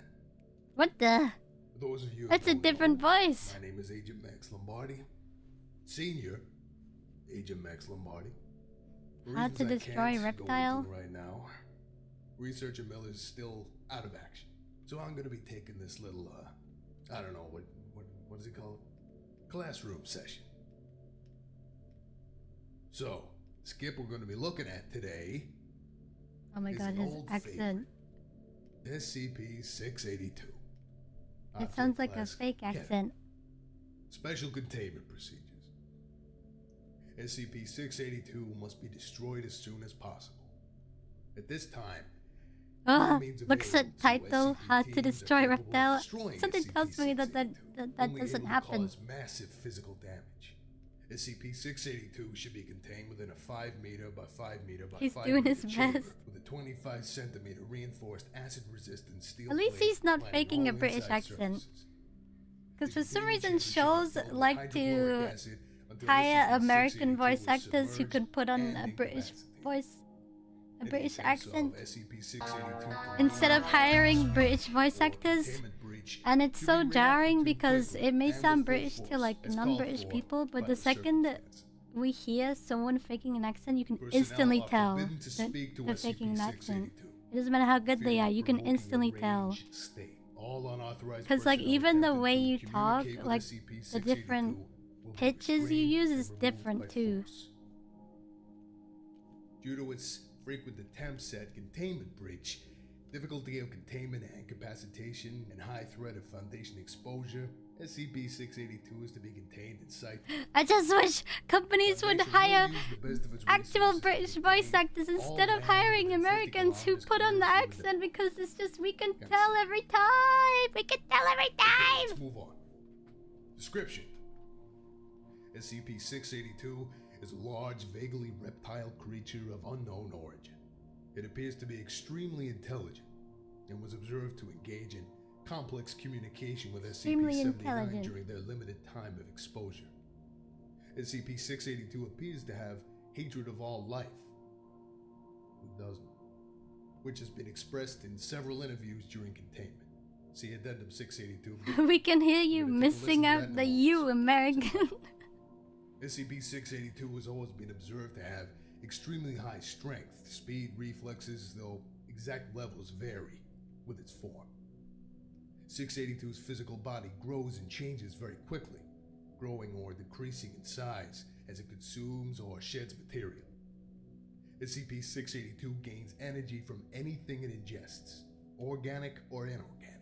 Digestion seems to be aided by a set of filtering gills inside of SCP-682's nostrils, which are able to remove usable matter from any Some base rants today. Maybe I'm just negative today. SCP-682's regenerative capabilities and resilience. Maybe I'm just mildly annoyed. And SCP-682 has been seen moving and speaking, with its body 87% destroyed or rotted. What the? In case of containment breach, SCP-682 is to be tracked and recaptured by all available mobile task. I already lost interest in this one. I haven't been, like, all of a sudden he's talking while his body is rotting. Eh?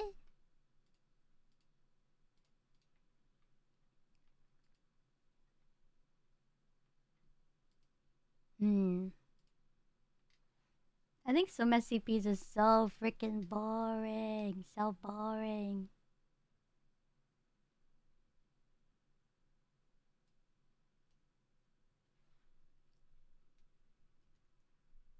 My Oshi hates the huggy slime. Listen, I like slime. But if it starts talking to me, I'm squishing it.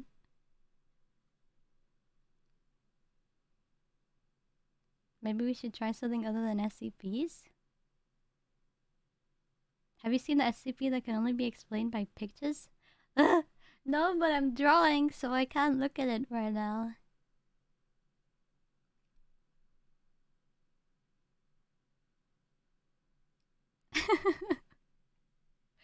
I don't know.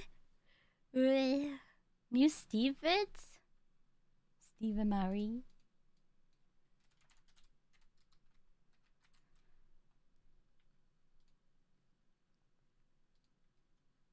Froot chooses slime violence.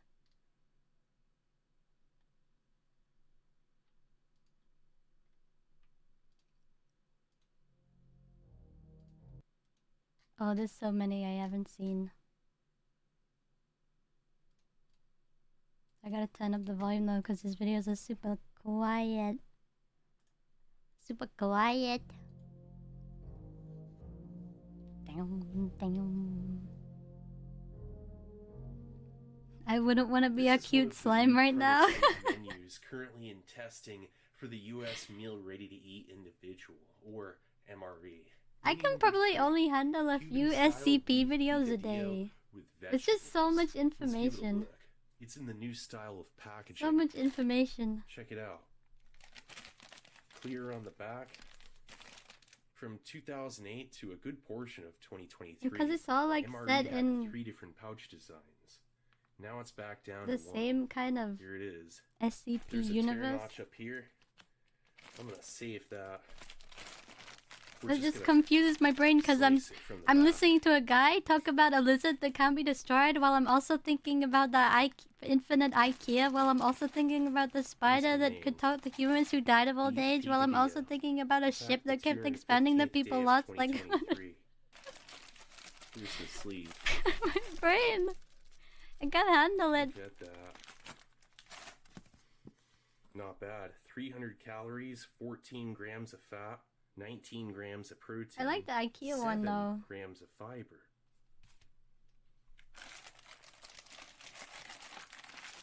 FRH, flameless ration heater.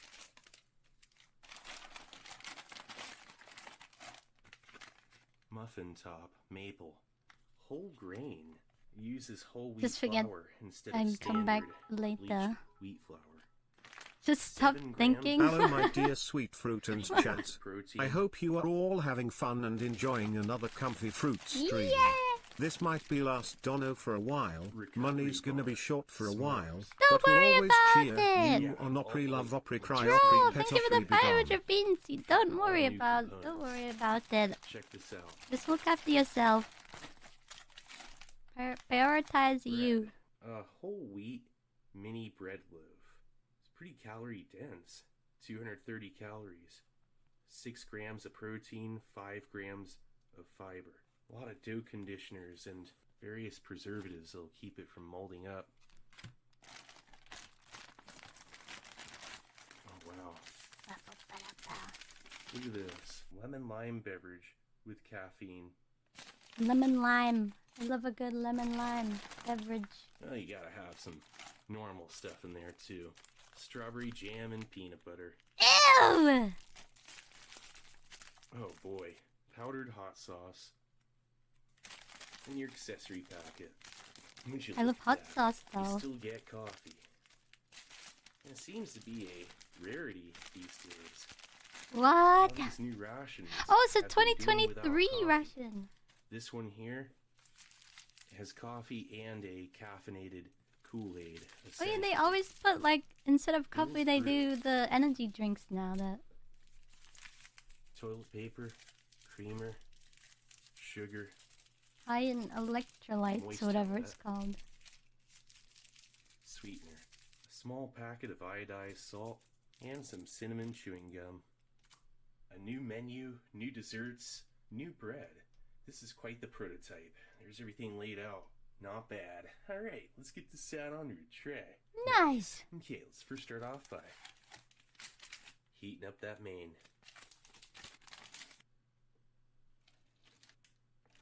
Put gamer subs in my MREs.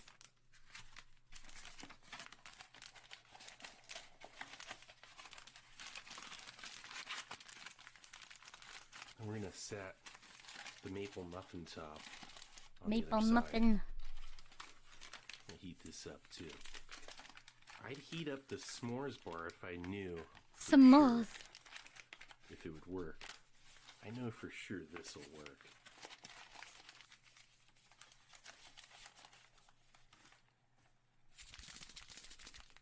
Let's check out some coffee. I need to draw the other arm. Bill's Brew. Nice, large, freeze-dried crystals.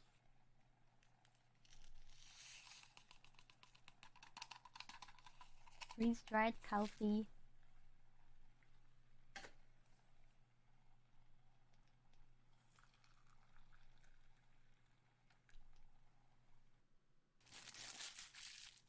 Who needs arms?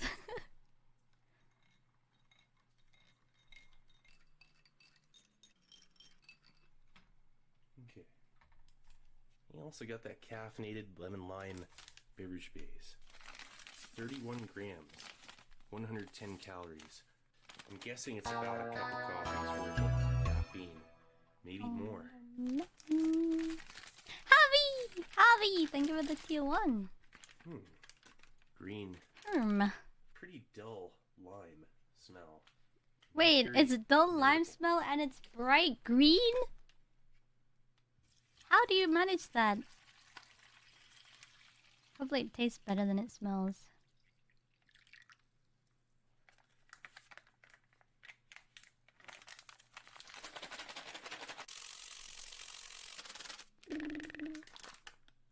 chemicals.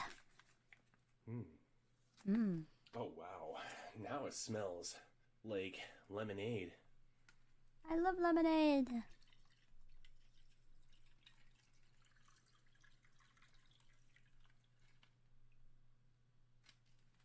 Glowing yellow. Let's check out that bread.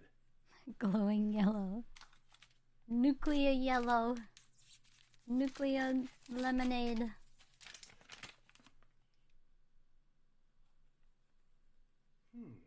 That smells sweet. Inviting whole grain smell. I don't even know if The I like this future other of shelf-stable bread in MREs. Scored at the center. Didn't even split.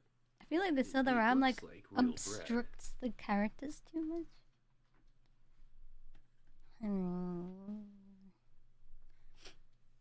I'm going to take the thinner side and save it for the main. Do this. Oh boy, bread! Okay. Encapsulated sorbic acid, mold preventative. Plus, it has xanthan gum, a powdered thickening agent that assists with stabilization of the bread, helping it keep What flowing. SCP is this? Knead up that Steve peanut butter. MRE SCP We're just gonna 1989. use maybe half of the peanut butter. We'll save the other half for the s'mores. And the jam. Now for the recovery bar s'mores. Sterling Foods. Oh wow, double wrapped. That'll definitely help with long-term shelf stability.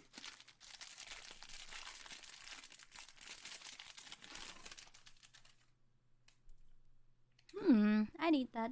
It's a s'mores bar. Looks It cute. looks awesome.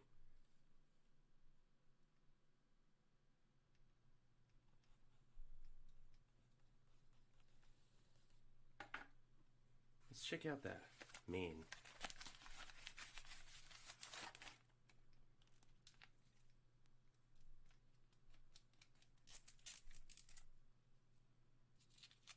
Codename Nice. Look at that. Nice. That's a lot of meat. It's a minced meat. Smells like a savory and spicy chili.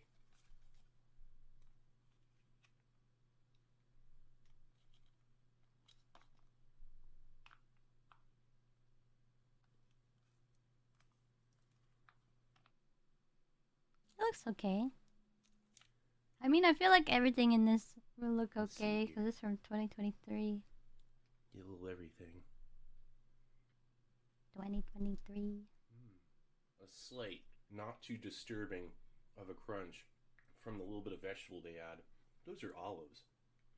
And a tomato sauce. Olives. Pieces of tomato. I don't like You can see olives it there. though. Nice. Pretty sure that's a piece of olive. Oh no, that's a raisin. It's Dotash time. How dare you Adding subject some us to sweetness observing and food? additional definition of flavor. I probably will It's be getting off complex, and soon it's not because spicy. Notable. I've drawn as much as I want to on this for now, and Oh yeah, there's a piece of olive. I got with some stuff to do. meat cubes that seem like I some got a kind of meeting flour today. or- yeah, there's definitely something that stretches the meat. I'm When I thinking watch they this add video- breadcrumbs to beef. I think they did that here, but it's not bad. That is exceptional flavor. Oops. Maple muffin top, whole grain, Whole making grain. them healthy. Once and for all. Oh wow, and it Put a looks the Zen same. here. Look at that. Hmm. It smells like pancakes with, With syrup who? and butter. My manager? Let's add some powdered hot sauce to the main. Maple This. muffins. We'll I'm hungry now spruce it up. too. It is strong. Cayenne, vinegar, garlic, paprika. Powdered hot sauce. Whoa. Is it really sauce? It smells like seasoning. powdered hot Oh, seasoning. wow. Look at that piece of potato. I think it Potato. might have a couple peas in there too. Oh yeah, look, see? There's one. Peas and raisins. How can you go wrong? Here, I got a great idea. Let's put some peanut Kind of butter looks on like this what my s'mores mom bar. makes on bonfire night called Tatarash. Let's try out some coffee. Nice and smooth. No acidity. Bill's Brew. I would be This is excited. Look top-tier at freeze-dried everything apart Russian from the coffee. peanut It's butter. It only looks so 1.5 good. grams, but still enough for 6 ounces of a light roast. Let's pair it up with a s'mores bar. Oh no! Unbelievable. Nice large chunks of chocolate. The marshmallows. Looks like a chocolate school vanilla lunch. Malt grain crunch. Just as good as any candy bar, but I don't know. It more looks appealing to me. I like Check out school this lunches. Lemon lime caffeinated beverage base. It just tastes like some really good tart, not overly sweet lemonade. Pretty much, it's standard. It's not bursting with flavor, but it's still pretty flavorful and tastes reasonably. Your school lunches probably gave you actual food. A light bitterness. Probably. Just ever so slight. That must be the caffeine. I remember they made like Let's check out homemade this bread. quiche, and I liked it a lot. And I was like the only kid Very in soft, school who too. liked the quiche because it was made with eggs, and kids Lightly just didn't sweet. like eggs. Mmm. Whole grain. No unusual nature to the chew. No chemical flavor.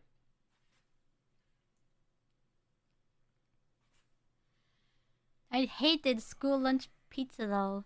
These MREs just keep getting better and better. Dude, that was This awful. one right here, I hope it gets adopted. If it does and stays as menu 3, it just might be replacing chicken with noodles, which is the current menu. No chemicals in the water.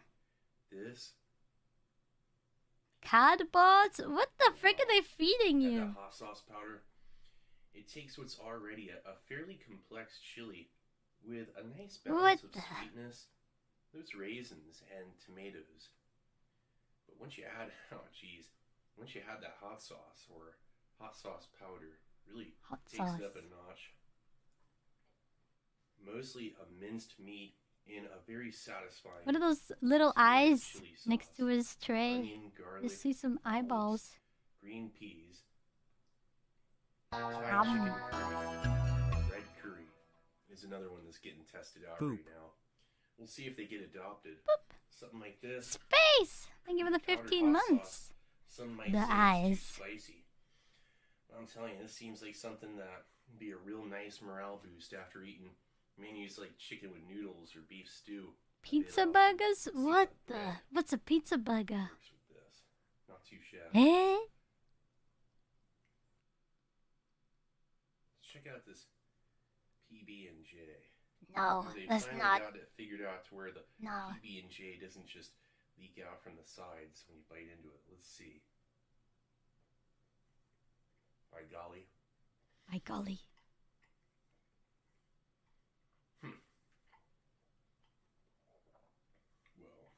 That's a Whoa. really satisfying chew.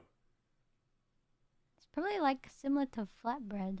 It I just might assume. be one of the best peanut butter and jellies I've ever had. Not just for the fact that it's a shelf-stable, ready-to-eat. A ball of essentially grease and just cheese minimal between preparation bread. you just put together. What the? But for the fact that the PB&J It doesn't sounds just good. leak out from the sides and drip everywhere. Like what old I want to sweet eat snack bread the used to grease and cheese sphere. The s'mores bar. That is exceptional. Very curious of its shelf stability. Like, how long would it last? I'm guessing at least 5 years. 3 to 5 years if properly stored, but I mean, just to be able to come up with something like that, and for the prospect of its lengthened shelf stability, for that kind of flavor. Listen, I don't have the best food opinions, okay? My favorite pizza topping is tuna and sweet corn. Can't go wrong with good old Bill's Brew. Pairs beautifully with the s'mores bar. Something like this with the peanut butter, you could save that for late night with your coffee when you really need it. Nice. That peanut butter paired with this bar It tastes like frosting.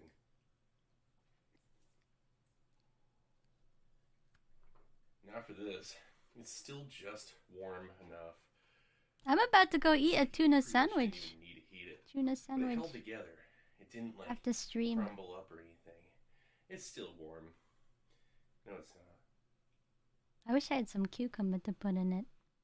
You know what I think? What? This thing tastes better than a regular Eh? maple muffin top. What? It has a little bit more rich of a flavor. Holds together really well. Buttery, chewy, maple, whole grain pancake. Shell stable. This is probably the greatest MRE ever made. Just because of this alone, look at that. Peanut butter and jelly is the future. It's time for some chewing gum. Looks like Time for some chewing gum. Cinnamon chewing gum? Oh wow, that's a firm chew. And a fairly strong cinnamon. That sounds like it would be good. Xylitol. Perfect to finish off after this Cuban beef picadillo with vegetables. Menu 3. We'll see if this replaces chicken with noodles. Moist Chicken with noodles. does the job. What an experience. Well, anyway. What an this is Steve, experience. 1989. What an experience. He was pleasantly surprised. He was pleasantly surprised. I'm back with a big cup of tea. Oh no, I'm gonna run away. I just came online, so I did a bit of drawing and hanging out.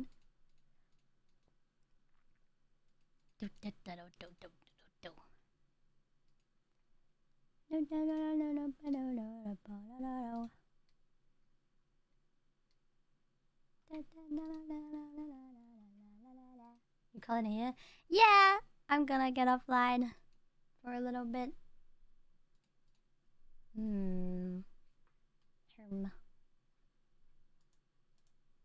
I might be back tomorrow. Depends.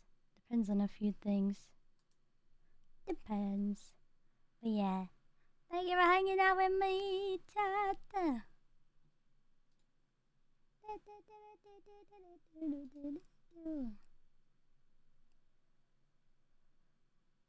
Oh frick, I accidentally pressed the wrong thing.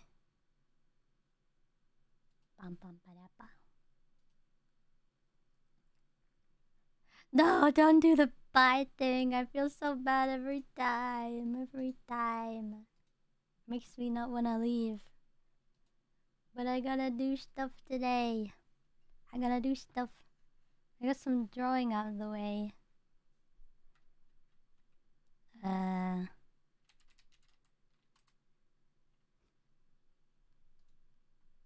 Okay. Bye, chat! Have a wonderful rest of your Wednesday. I'll see you soon. I don't want to keep doing odd streams. I want to play a game soon. My next stream might just be a game. But yeah. Bye, Dad. Thanks for hanging out with me. Let's do it again. Sometime. I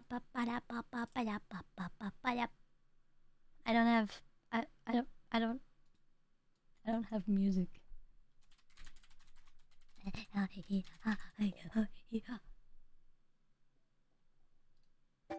Ah!